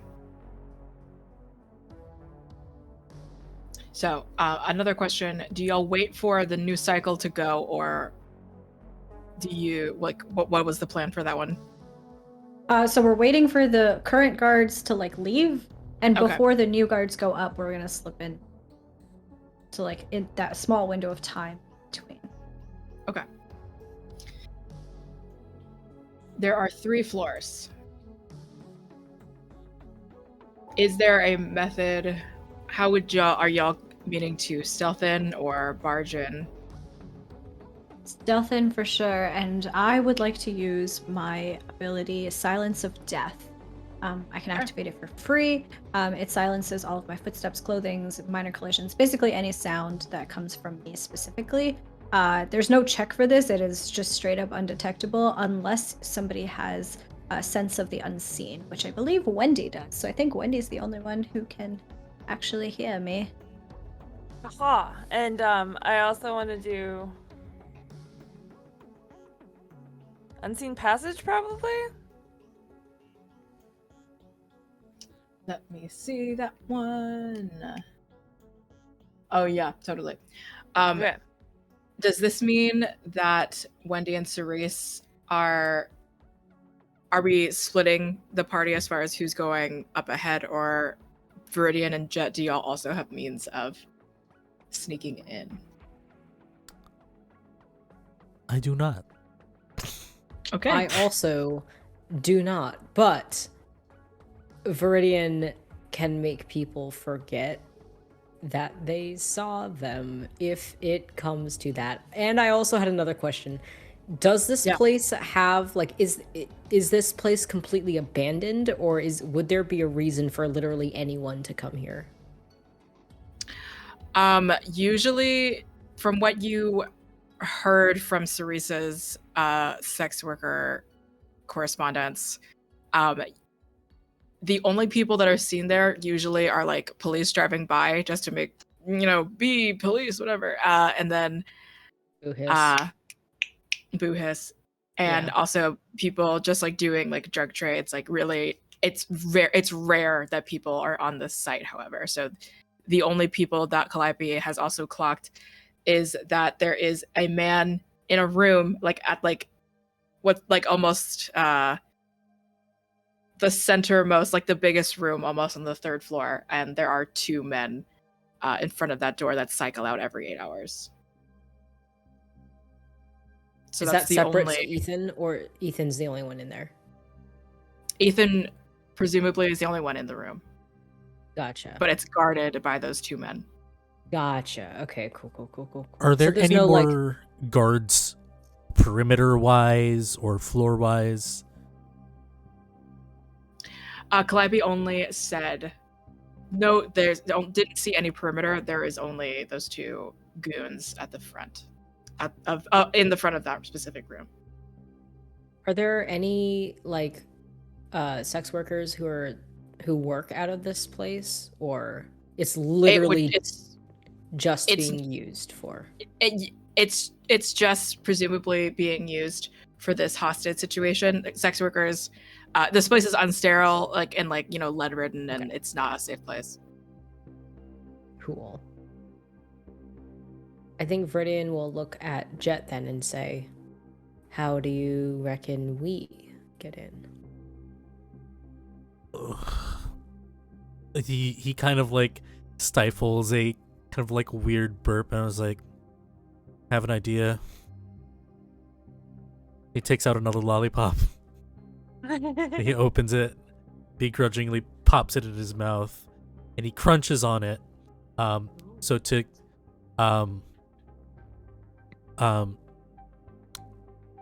when you just go where the bats will do their thing, and my plan is to use the bats to kind of run interference with the guards so we can just rush in.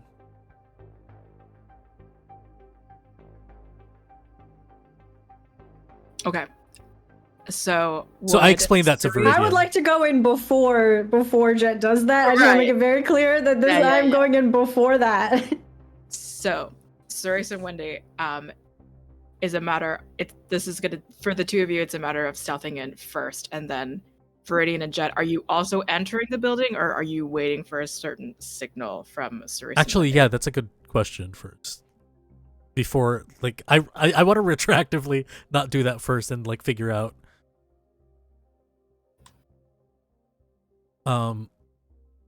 My question is, they're going in.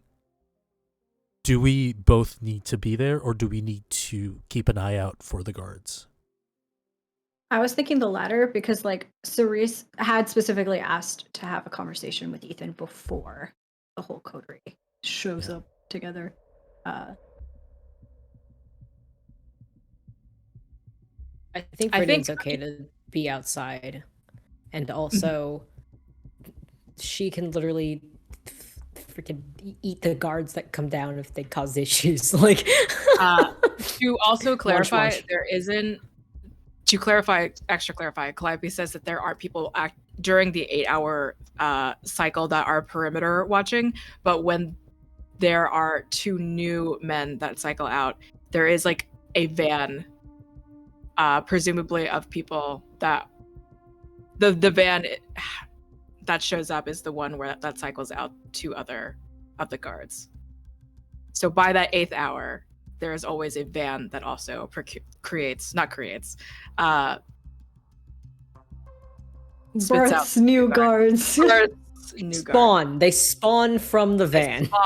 Yes, exactly. Okay. All right. Yeah, Viridian is okay to chill. Because I think this is a situation that Viridian knows is out of their grasp, or perhaps under their purview of skills. They would send other people to do this normally. Viridian is not hands-on. Yeah. Before anyone also leaves the car proper, your driver, I think, will be like, do y'all have guns? Like, are there weapons? Okay. I have a switchblade. Viridian has a gun. I have. Are you conceal carry this whole time, or like what's up with where's that gun? Yeah, I think I don't know if I've ever mentioned it, but Viridian does have a gun. It is one of those little ones that's easy to conceal carry. Because I have 2 dots, not just one, 2 dots in firearms. Wendy does not have a gun. Jet takes out his pistol and he makes sure that it's loaded, and he kind of taps Wendy on the shoulder and gives it to Wendy. Okay, Wendy's gonna take it, I guess. Remember, just squeeze, not pull. Right. And like, Wendy will hold on to it, and then kind of just pretend like she's totally done this a million times, and it's fine. Look, it's just hopefully you don't need to use it, but just in case. Yes. Okay.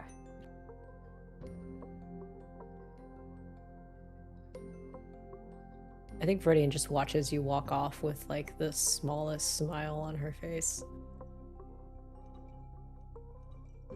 Okay. Cerise and Wendy.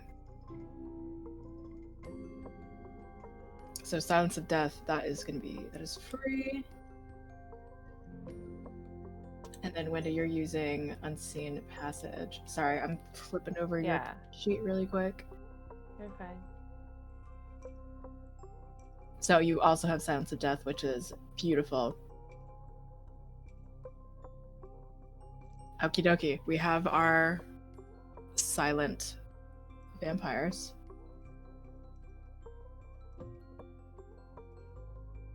So Cerise isn't totally invisible, I believe. No, I have to make sure I'm not seen. You can't hear me, but I can still be seen.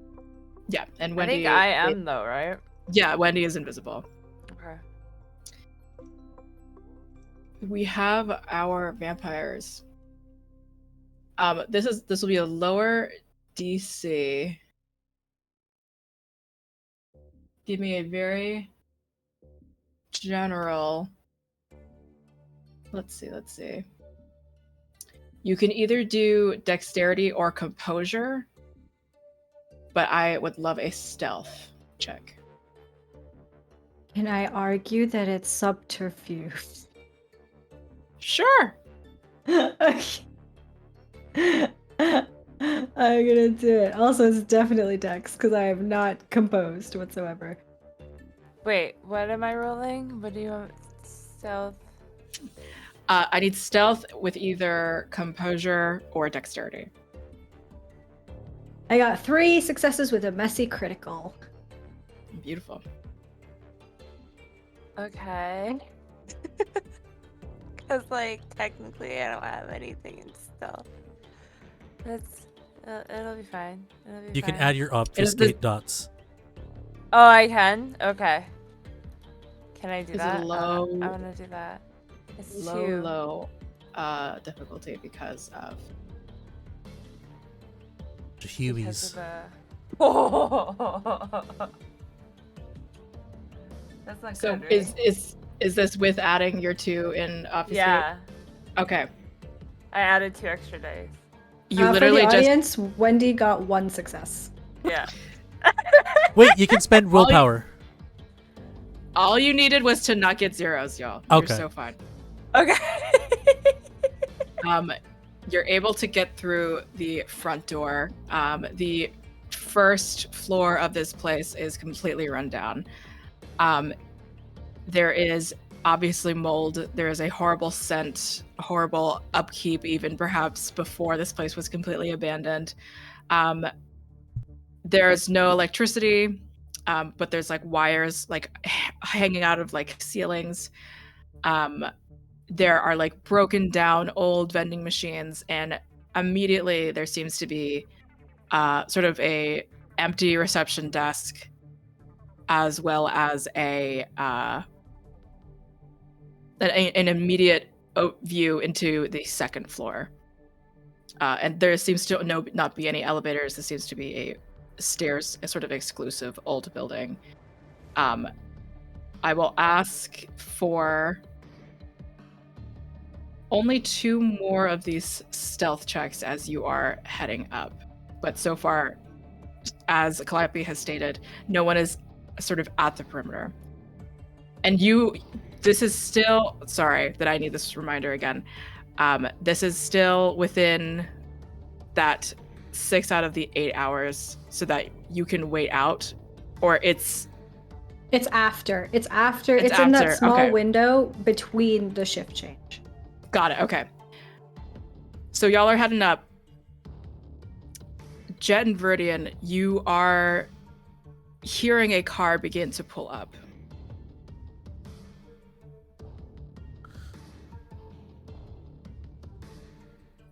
Let's see.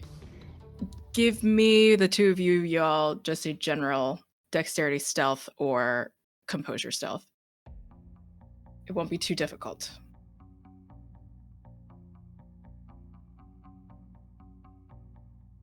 Might I argue to use subterfuge as Sure, well? of course.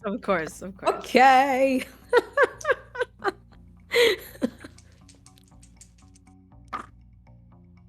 If you want to use Streetwise as well, I'll take that. Even with all of that, I got 1 success. Just don't fail. Okay, so streetwise, right? Yeah.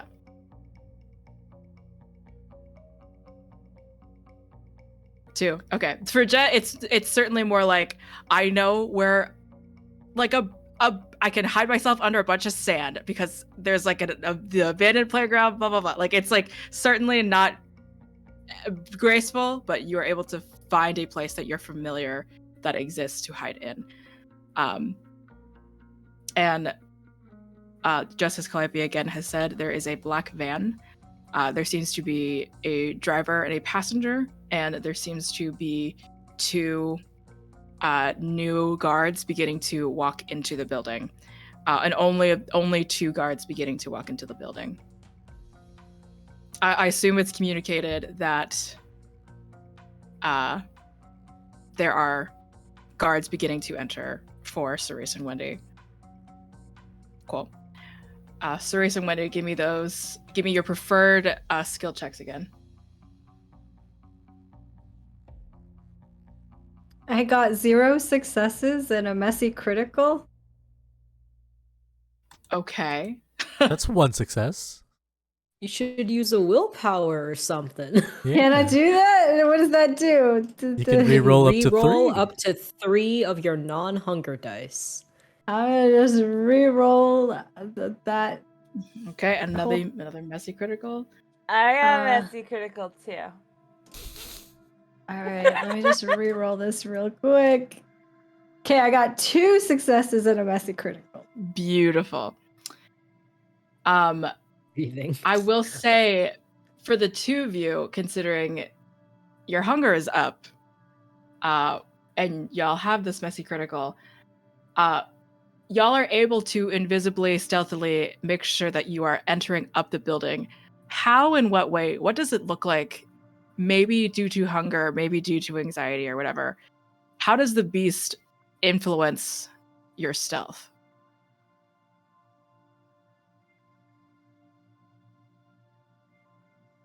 All right, well, okay. So I think for Yeah. Cerise, it's not so much the hunger as it is, I think, the memories that the hunger brings. In particular, in this context, the hunger, I think, makes Cerise nervous.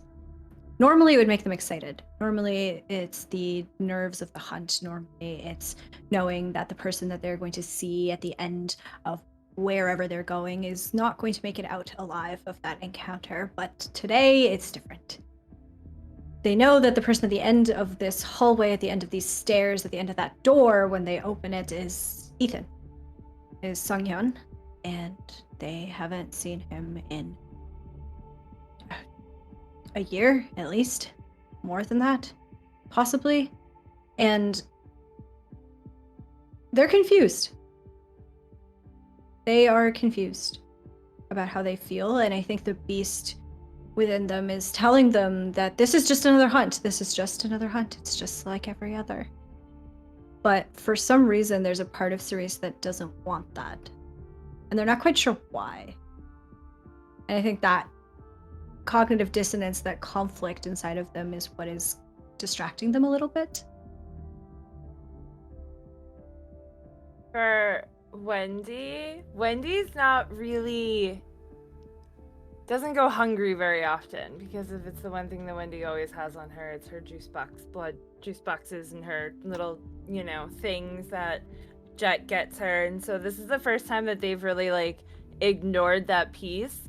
And so they're in this space and they're kind of more anxious because they're not really sure what's happening, because they haven't really been in a position to be hungry to a point where it's affected them. So I think that Wendy would kind of just be looking at Cerise, if I can see them, just for clues, are they feeling the same way I am? Are they also kind of and kind of similar to the tingles of the violin, just kind of oh, well, they felt the tingles, so obviously we must be the same, and trying to brush it off a little bit, but I think it's gonna get to her eventually. Mm-hmm. Okay. Viridian and Jet, you are still in place. Cerise and Wendy, no problems quite as of yet. As y'all are beginning to head to the third set of stairs, you do hear those two guards entering the building in general. I'll give you one last stealth check, or whatever you chose. Everybody? 3 successes.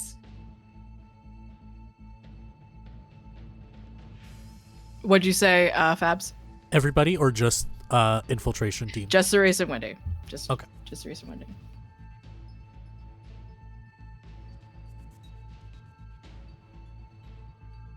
Yeah, another messy critical.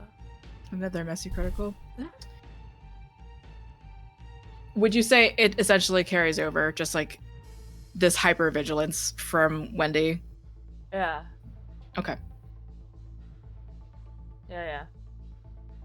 Wendy and Cerise, you have those two guards, sunglasses, Bluetooth piece, both staggeringly like the same height, different haircuts, but both very built, clearly here for a specific reason, to guard whatever their target is. They're both sort of speaking to each other. I'm so fucking excited to get off the shift.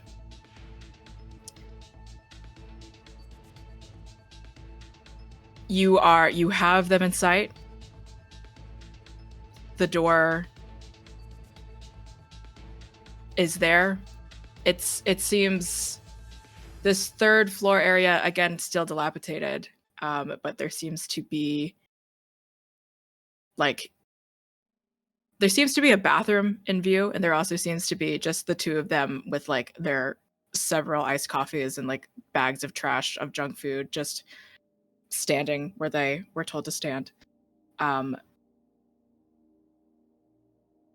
Is there anything that y'all specifically do before they Question. switch off? Yeah, what's up? Did we make it to the door before them? Because that is the goal. Yes. Okay, cool. So I think hearing and now I guess like seeing in the distance these guards coming up the stairs, Cerise will attempt to, because they can't see Wendy. Wendy is invisible. So they're going to attempt to kind of in the vague direction of where they think Wendy is, just whisper, knowing that Wendy's the only person that could hear them. Yep. Do you want to deal with the guards and meet me in the room? Yeah. I don't know if Cerise can hear Wendy, but Wendy's gonna Yes. like. Okay. Oh, can I? Okay. And so like this voice out of nowhere just goes, yeah, we'll take care of him. And then Have fun. Did you say there was a bathroom nearby? Yes. Okay, so Wendy's gonna position themselves in the bathroom and just start making haunting ghost noises out of the bathroom and see if they can lure the guard people into the bathroom. What does that sound like? I want to hear your ghost noises. Yeah, I was gonna say, hey Wendy, just for fun, can you give me a charisma performance check? See how realistic we need that those sound bite. ghosts. We need that sound bite, please. Wait, what was it? Charisma And performance? Performance.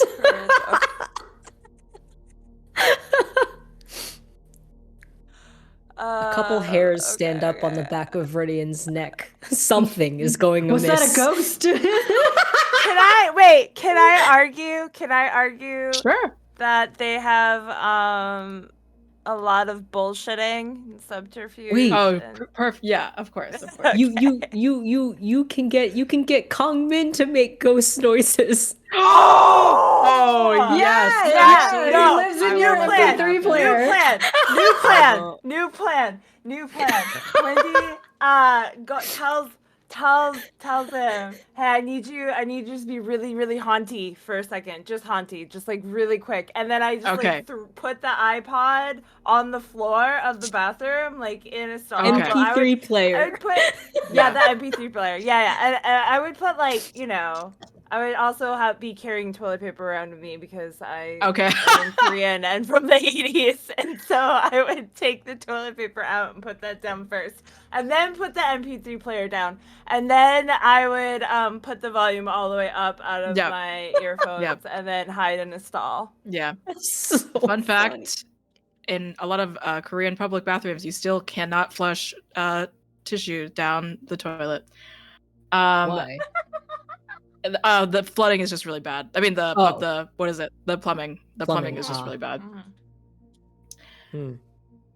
And Kangmin inappropriately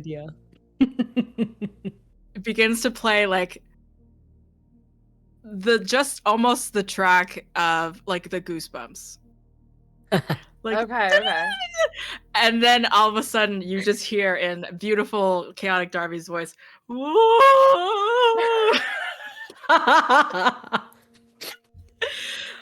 And the both of the guards hilariously rolled 0 successes, so the both of them are like, "What is that?" And then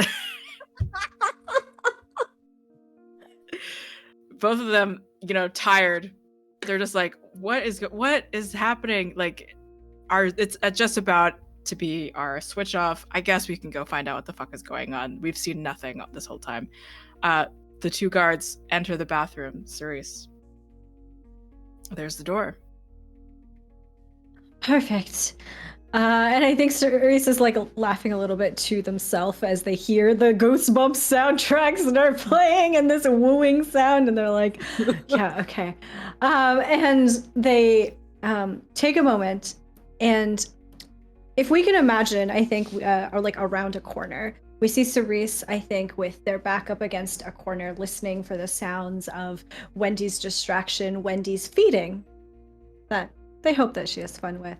And they have their back to this wall, and as the camera kind of like pans out to show the hallway and this door, we see Cerise come back out around the corner. And it's not Cerise that you see. I would like to use True Love's face in order to change my appearance to the appearance of Sang-in Han, which is Ethan's older brother. Theoretically, this only works on Ethan. Okay. Theoretically. Hopefully. And with that transformation, Cerise is going to quietly open the door. And as they slip inside, they will remove their silence of the death so that Ethan can hear them, and they will close the door behind them. Hello, little brother. What you see is a room that's entirely dark. There is only the sort of the vague sort of flashing of what looks like an alarm clock. Tells the basic time. From what you are able to parse out, there's a like a floor mattress. There seems to be a TV. There is a bathroom, sort of like a closet situation, a suitcase, a lot of plastic bags, junk food, and such. And the silhouette, or rather just the sort of crouched down, beaten up visage figure of Ethan Sanghyun. Hair shaggier, greasy, facial hair grown out, wearing just like a gray sweat tracksuit. He looks up, kind of so the both of you are in like this mild darkness together. He looks up at you, squinting. Who's I need you to do a composure and wits check to see if this okay. hits. And I will do a manipulation presence.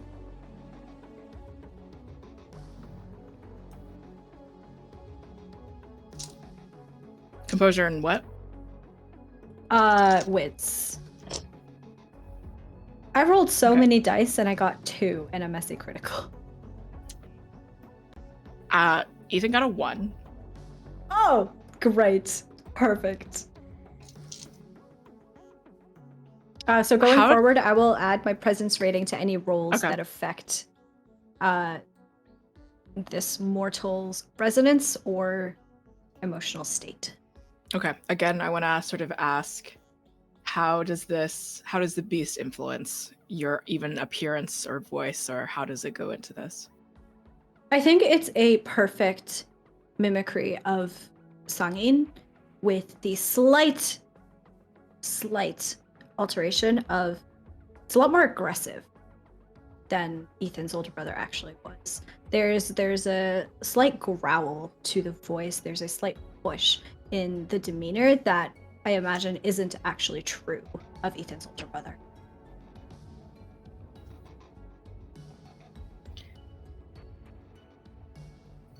Who is it? You don't recognize your older brother. Ethan, are you okay? How did you get in here? No, I haven't been okay. And Cerise will go up to Ethan and kind of just like in a very like affectionate, caretaking way try and like pat him down, like as if to check like for injuries. And there is a level of sincerity to the action as they do that. It doesn't matter how I got here. All that matters is that I'm here now. What happened? Wait. What? I'm gonna need you to give me a persuasion roll to get him to sort of shed this layer of the suspension of disbelief here. Okay. Is that a charisma or manipulation? Whichever one, depending on how you would like to go about it. I'm gonna use charisma. And I get my presence dice for this as well. 5 successes. Beautiful. Okay. The last question that you asked him was what again? It was like, What happened? What happened? I was just about to get promoted, and the superintendent, the general, she was just coming at me crazy about how I know what she's seen, and people have told her these things, that Cerise was a monster. And Cerise, like the lawyer, the defense lawyer? Yeah, Cerise. I mean, yeah, they're a monster. I mean, have you seen their cases? But I don't understand how that's relevant. Like a vampire. Like a demon, like a supernatural creature or something. And I didn't understand why she was so adamant about it. For Did you some believe reason, her? No, I love Cerise.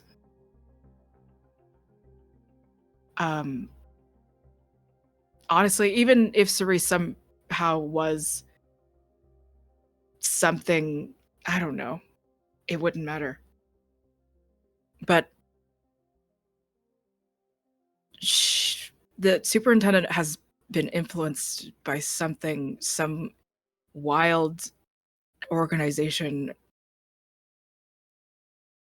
The superintendent has lost a lot.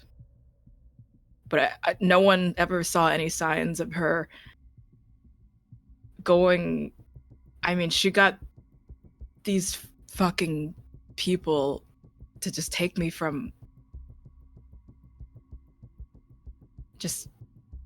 after work and just drive me here, of all places.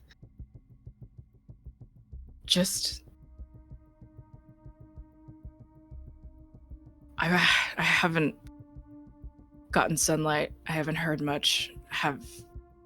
I think you can also see that the windows just are just taped over, or like something like the only electricity that seems to be like constant is whatever the guards are like allowed to bring. So everyone's just sort of standing in darkness. But obviously there will be those flashes of phones or whatever, which led to those strange articles about figures of men. I'm dehydrated. I'm exhausted. I don't know what day or month, if it's been years. I don't even know what is going on with who's currently the inspector right now. And I think, as Ethan has been saying, all of this, everything after I Love Cerise kind of just faded into the background for them. They are listening, but they're not really listening because they were surprised by that, and they hear like half of the words that Ethan is saying, and they kind of get up and they go, yeah, no, son. And they go up to the window, and I think they like tear off one of the papers that are covering the window, and they kind of like look out from the window into Calliope's, or into Viridian's car, and try and like signal to Viridian and to Jet that it might be a good time to come in. And given that this effect, True Love's Face, only works on Ethan, you should see Cerise as the actual are for this. And they turn away from the window, and they kind of like lean up against it, and like clearly distracted, like very clearly their mind not fully in the conversation, but trying very hard to be. Why bring you here, lock you here? I mean, if you hadn't seen anything, if you didn't know anything. I mean, I guess the problem is that I do know something. What?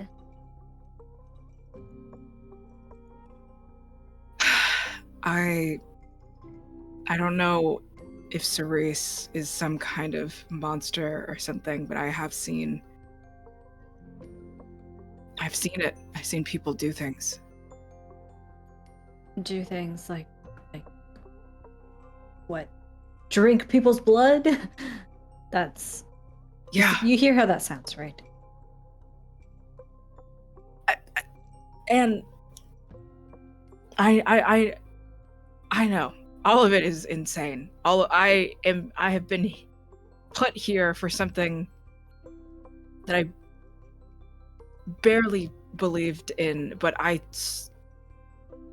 saw one thing,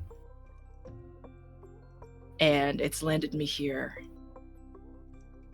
And I keep getting these weird dreams, and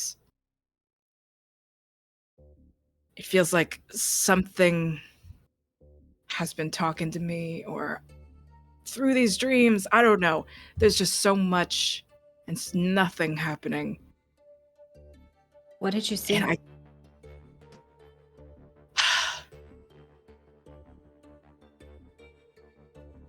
I saw just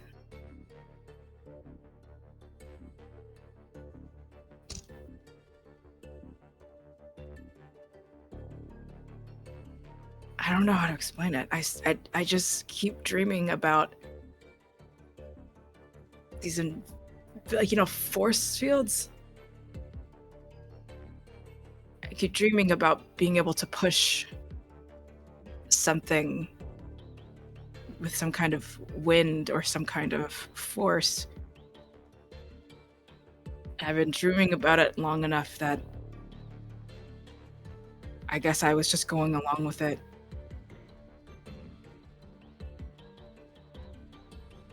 I don't know.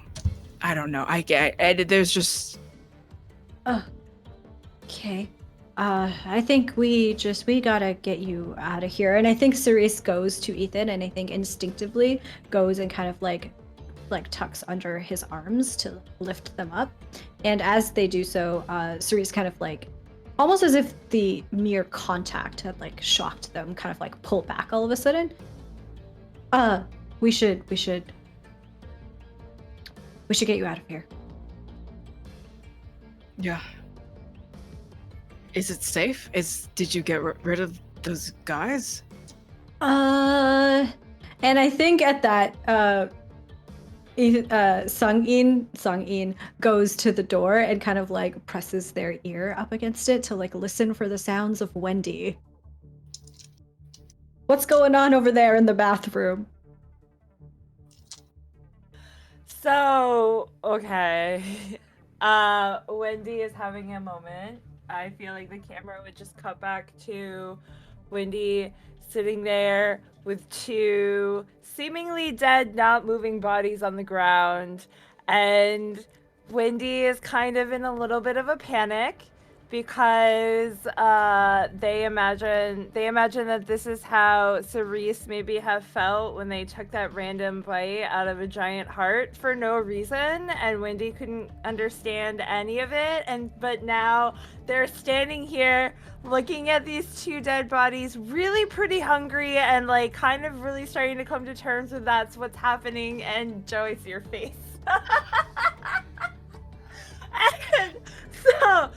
And so they're like kind of pacing a little bit, not really sure what to do.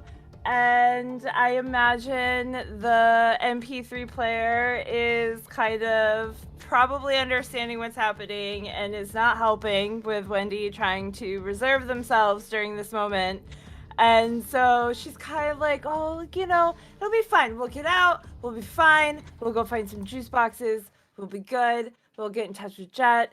And then they kind of go into this, oh, well, what if Jet's busy? What if Jet doesn't have anything on him? What's going to happen? And then starts thinking about, like, the worst moments that Cerise has ever had when Wendy has been around, or I've heard of them after, when Cerise was really hungry and Wendy was like, oh, but I could start doing things like that, and I don't know if I want to do that either. And so Wendy kind of is like, okay, it'll be okay, just a little bit will be fine. And Wendy goes to, I imagine, like, very sheepishly, like, turn one of the bodies over, and then, like, the guard is just, like, looking at her, and she's like, oh god, no, not that one, and, like, turns it back over. And then kind of just like, I don't know how they do this. Okay. And then, like, remembers that they have a knife on them. So Wendy just takes the knife and, like, cuts along the, like, neck part, because that's where vampires usually bite from, so that would make sense, and just kind of is, like, massively disgusted at the squelching noises that are happening. And it's like, okay, and then kind of, like, looks at the blade, like, as it's all red, and kind of, like, licks the blade a little bit, but, like, not in a hot, like, sexy way by any means, more in like a oh, I could do this, and, like, touches the tip, and is, like, not really kind of Touches like, the tip. The tip. Touches the tip. What? And it's not really. I imagine, like, since the blood that Wendy normally consumes is, like, pasteurized and all of these things, that it's a complete like a flood of taste that, like, like, if you eat bland food, all that, like, Wendy is like the beige diet of blood, okay? And so, like, You're tasting resonance. Yeah, so I'm just like, so Wendy is just like, oh god, that's pungent. Okay, that's strong. Right. All right. And okay. And then Wendy kind of, like, dips the knife back into the Cerise, you It's like fully a hear Tostito. It would, like, salsa. Like, yeah. You fully hear Cerise, they've got a knife from Kongmin, as, like, a reference to the vine. No! So as that is happening, hey, Jet and Viridian, you've been signaled by Cerise. Gonna walk on in as sneakily as I can in 4-inch heels. Also, Yes. like, what I don't know happened that to you the need to be sneaky. The guards are dead. what happened to the spawn truck? No, there are two guards also still. Oh, okay. they're- I thought they left. Okay, never mind. Yeah, no, there's So wait, there's those this, guards the are new cycle. exiting now? Like, did you This- kill the two that were coming in, or the two that were leaving? The one Coming that in. were coming in. No, coming in. Coming in. Okay, got it. Yeah. So there are So- two more that are exiting. So we wait for them to leave and then go in. Excellent. Great. Okay, cool. Cool. It takes longer, but obviously it's possible. Excellent. The easy solution. Yeah. Yep. Y'all converge at some point. Wendy, Yeah. Jet and Viridian, all you hear, you don't see Wendy necessarily, because there's just, for some reason, I don't know. What is Kongwin playing right now? Ooh, let the dogs out. Yeah. Dude, Probably. And Wendy's like, no, God, no, you're making this much Like, worse. Thank Cat you. DJ Catbox. Ooh, let the dogs out. The child piano. Uh, Insane. I'm gonna lower the volume of the MP3 player. Just yeah. Rotate. Okay. And Ethan, it's clearly like his knees and legs not doing fantastic after crouching for however long. I think you can clearly see that he has like bruises on him. And like as I see that, it's like, Jesus Christ! I thought you guys were just gonna talk to him. That wasn't me. I wouldn't hurt my brother like that. And I'm seeing Cerise like, brother. I look at Viridian and I was like, I'm "This is sorry. normal?" Who are all of you? Viridian, I think, also looks confused. Does Viridian know about Ethan's brother? I think I did find out. Yeah. Yeah, that Okay. was literally the first man I killed this entire game. But did you tell me it was Ethan's brother? I think when I got like all the wallet and everything with the ID in it, you would have seen all of that. Oh, okay, information. cool. So then Viridian will turn to Jet and say, we'll say, I'm trying to come up with a male name. Joey. I would say, Joey, this is, what is Ethan's brother's English name? Oh, he doesn't have one. Yeah, he doesn't have it. Okay, so then Sang-in. Sang-in. I'll say, Joey, this is Sang-in and Ethan. I've heard so much about you. Okay. And I'm just gonna go on Ethan's other side and just like wrap his, like, just support him, because it seems like Cerise can't touch him without letting him know that not brother. Right.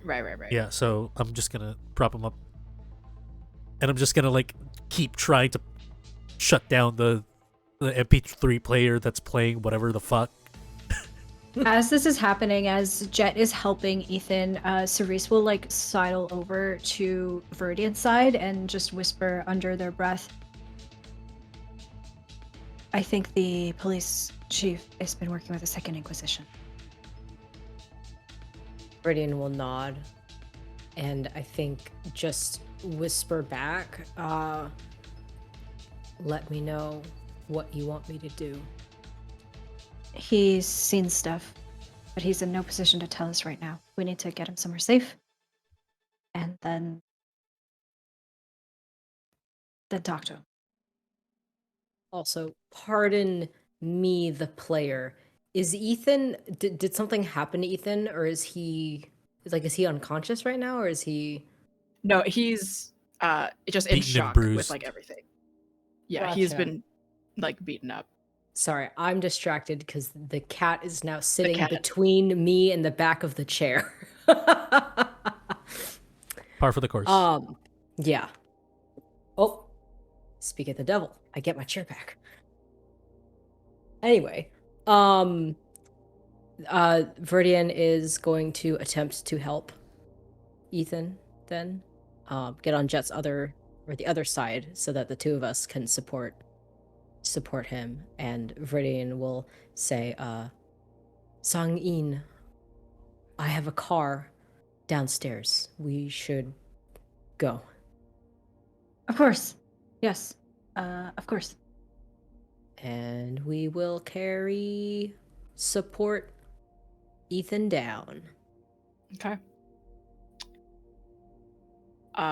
Where do y'all decide to take Ethan?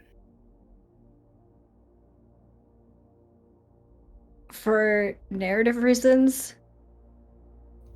I kind of think it'd be funny if we went to Ceresa's house. Wait, isn't The there long untouched. surveillance? Yeah, sure. No, the building is heavily guarded. Okay. There's like really, really good security. That's part of Yeah. why.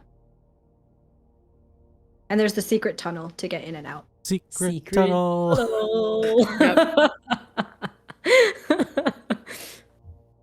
So we bring Ethan back to the car where Nora's waiting. And I think we'll also reconvene with Cal. Cool. And all 7 of us. No. 7? Yes. Cal probably has another car because she was with another stake team. Yeah, no, that's what I mean. So like Cal, there's all of us will go to what's it, 991 Hungnam? Yeah. Hunnam. Which is also where Wendy lives. Where Wendy's new apartment is. So yeah, we'll go there. And we'll use the secret tunnel. Excellent. Excellent. Everyone in Ceresa's apartment taking a breath. Cerise, what does your apartment look like? Oh my god, I said this and then I didn't think about that. I think Ceresa's apartment is very maximalist in its design and in its decor. There is like stuff everywhere, and in what Cerise likes to call a very organized chaos. You might think that it's messy. It's not messy. I know where everything is. Thank you. It is a very like pastel themed kind of place. There's a lot of like fuzzy rugs. It's very cozy in that way. You'll notice that there's a lot of like natural lighting as well, but it is devoid of anything living. I think is one of the sort of main things that you notice. So they don't have plants, they don't have pets or anything like that. They live alone in this very cozy, very full of things apartment. I love the contrast to Viridian's place.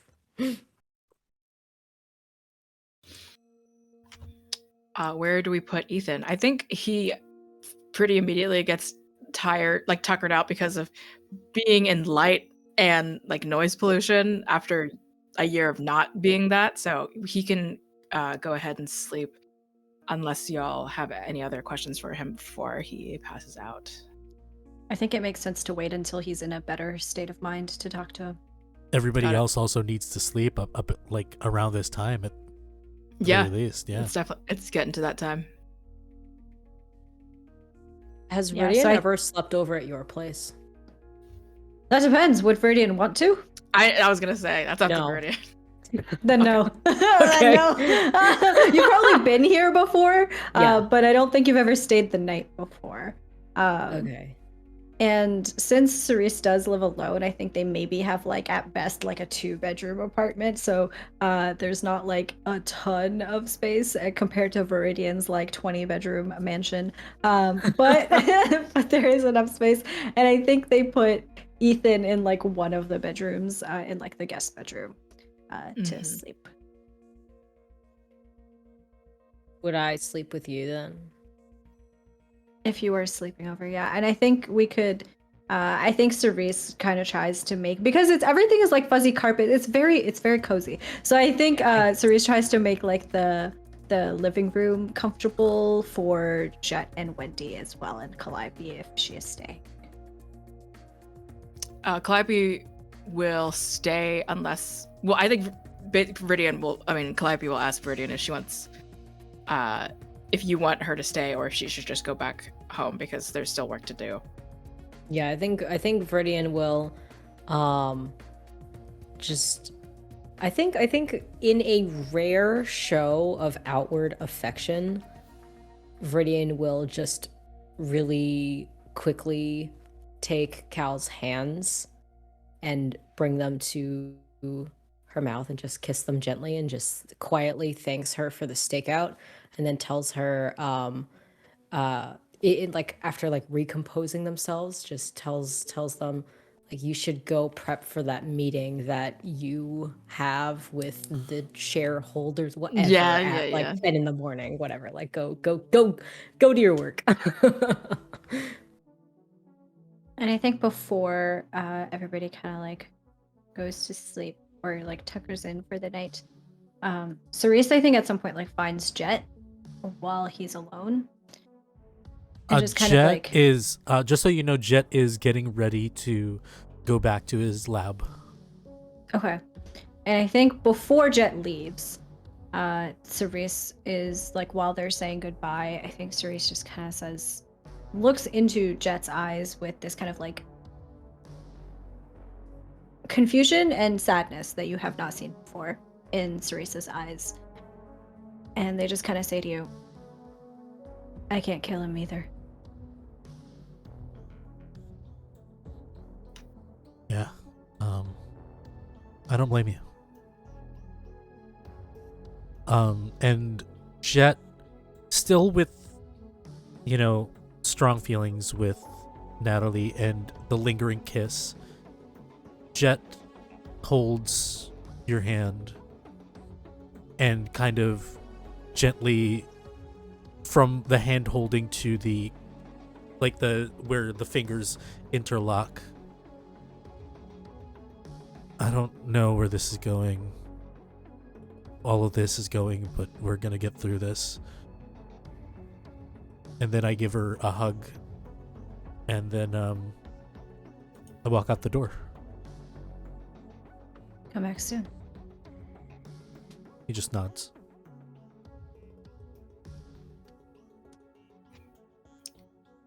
Any last words for our vampires before it's nighttime? It's morning time? Morning time. Sleep time. Sleep time. I think assuming Cerise comes back to where Viridian's probably getting ready to sleep, I think the last thing Viridian says to Cerise before she kind of just conks out, because I like to imagine that the older the vampire is, the faster sleep comes when morning comes. I just imagine Viridian is out. But I think like when Cerise comes back into the room, Viridian sleepily mumbles something that sounds to Cerise like, "You did good today. I'm proud of you," before they fall back asleep.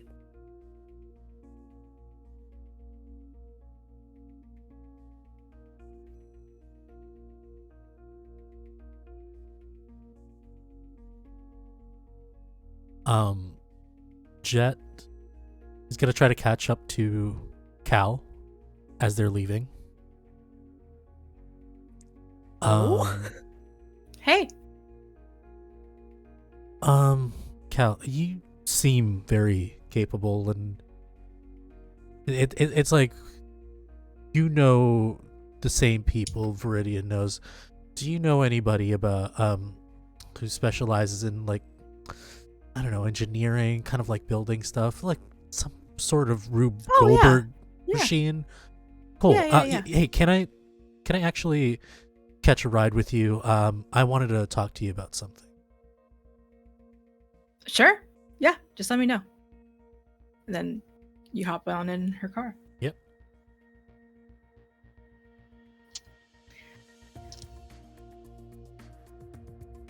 Wendell's. That Is Wendell's okay? Wendell's? Dad? Oh yeah, how's Wendy doing? Wendy Anyway, I think- is You just drank Like, blood for the first time. Wendy is From the tap. I know. On the tap. She's going through things. She's like, so Wendy's just like literally just going with the motion, just like following what everybody else is doing, and like now wakes up really, and was on autopilot this whole time, just following everybody. Like, cool, we're going here, we're going here. Is sitting in Teresa's floor, and it's just like, oh my god, do I tell them? Like, do I tell them? Are they gonna think less of me? And like just starts going through this monologue of like, I just drank blood. I just drank blood for the first time, and it wasn't out of a box, and it's okay. I'm okay.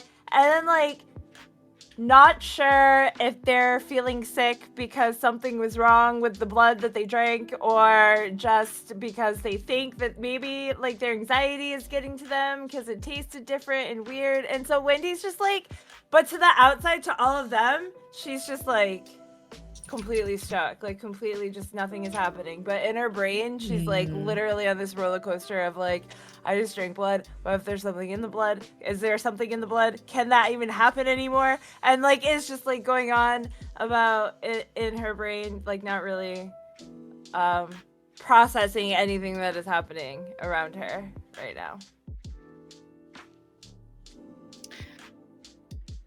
Many mental breakdowns later. That will be the end of our penultimate episode for Itaewon by Night, Season 1. Catch us next week for our finale. Whatever things wrapped up, be wrapped up. I have been Josephine. I have been your storyteller. I'm at Scary Dog Friend. Everything that I'm doing, I'm currently forgetting. Come see me and Jay talk on AceCon. About asexuality and neurodivergence over at TTRP Gifts Twitch channel. More information about that over at their Twitter. Yeah, I honestly do not remember anything else that I'm in right now besides come back next Tuesday. I'll pass it over to Jen. Hi, I'm Jen. I play Wendy. Just drank real blood for the first time. Yeah. One Things of going us. up. One One of us. of us. I mean, you're all fine, so it can't be that bad, right? It'll be fine. I play Wendy.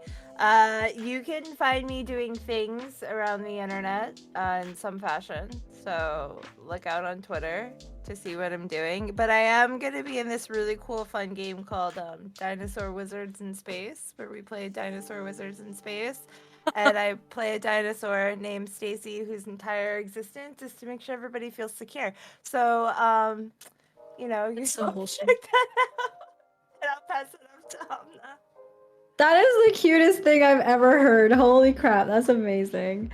Hello everybody, my name is Hamna. I use any and all pronouns, and I am a TTRPG performer. You can find me on Twitter at @shahid_, where I talk about all of the different projects I'm a part of. I'm on a lot of different APs right now, so Twitter's the best place to know where I am at any given point in time.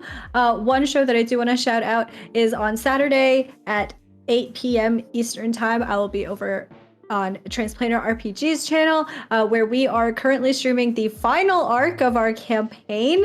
It is going to be the first of 3 episodes where I sob on camera for the entire episode. Literal, I'm not exaggerating. That I had never cried in a tabletop session before, and then this Saturday's episode happened, and it broke the record, and whatever damn exists broke, and I cried for 3 episodes straight. So yeah, have fun, watch me act while actively sobbing. It's great. And with that, I will pass it over to Jay. Hi, everyone. It's me, Jay. I use they, them pronouns. I'm on Twitter at Nalawu and at Naladraws. If you would like to see my artwork, I am a freelance illustrator and art director working full-time in tabletop RPGs. Besides art, I am a voice actor, sensitivity consultant, a TTRPG content creator, and actual play stream performer.